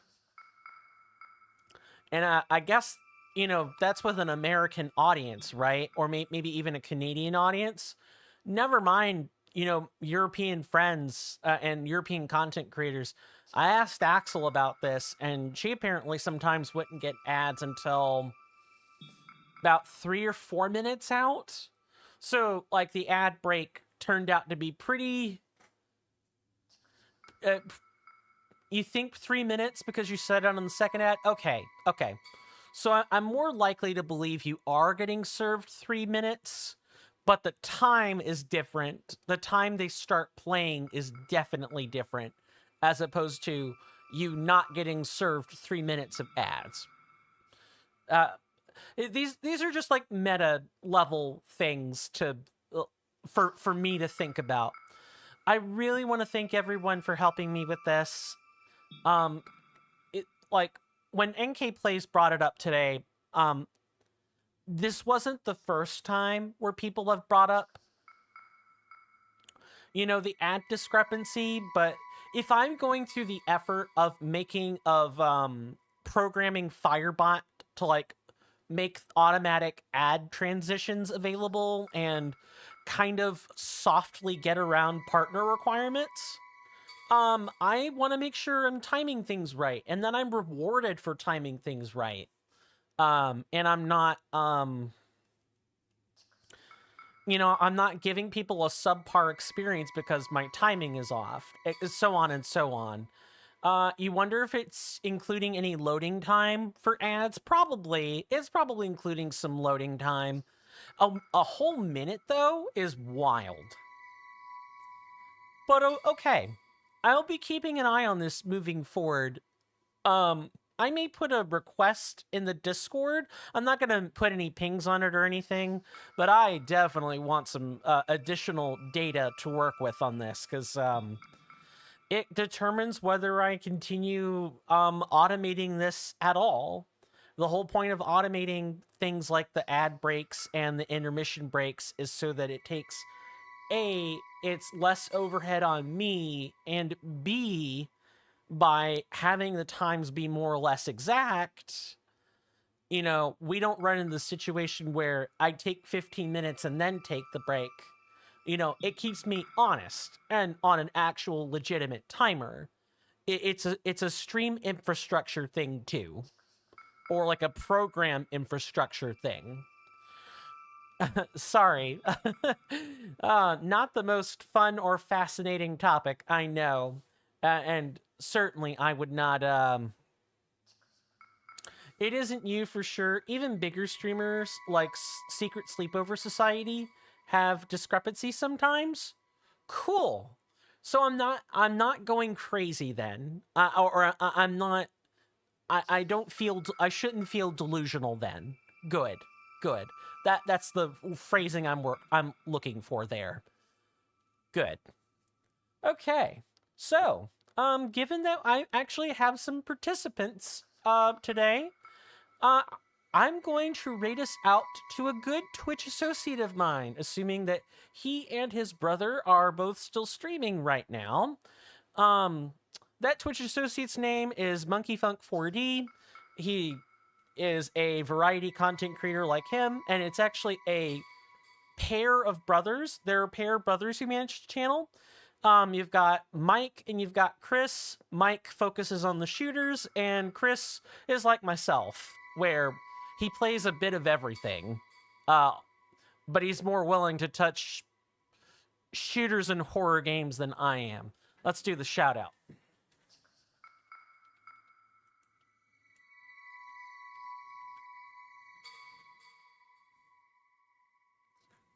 For you guys on Twitch and YouTube, thank you for hanging out with me today. I really appreciate the company. We are going to pick things back up on Sunday with more of this. We got lots of Korok seeds and shrines and other sorts of goodies left to find. We have a lot of stuff left to find, and I look forward to showing you guys all of it. My name is Coinstamp. This has been another episode of The Breath of the Wild. We're on episode 29 already. That is not a insignificant feat either. I think that Twitch checks if ads played way later, possibly. I'll do some homework on that. I'll look into it too, because if I can make things better in terms of the viewing experience for you guys, I want to do that. Nobody likes when streams are desynced because ads have like a viewing discrepancy or whatever. That's not fun. And that's just not good for stream infrastructure. But I'll put something in the Discord later asking for additional information if and you guys feel up to it. We're going to go ahead and send out that raid.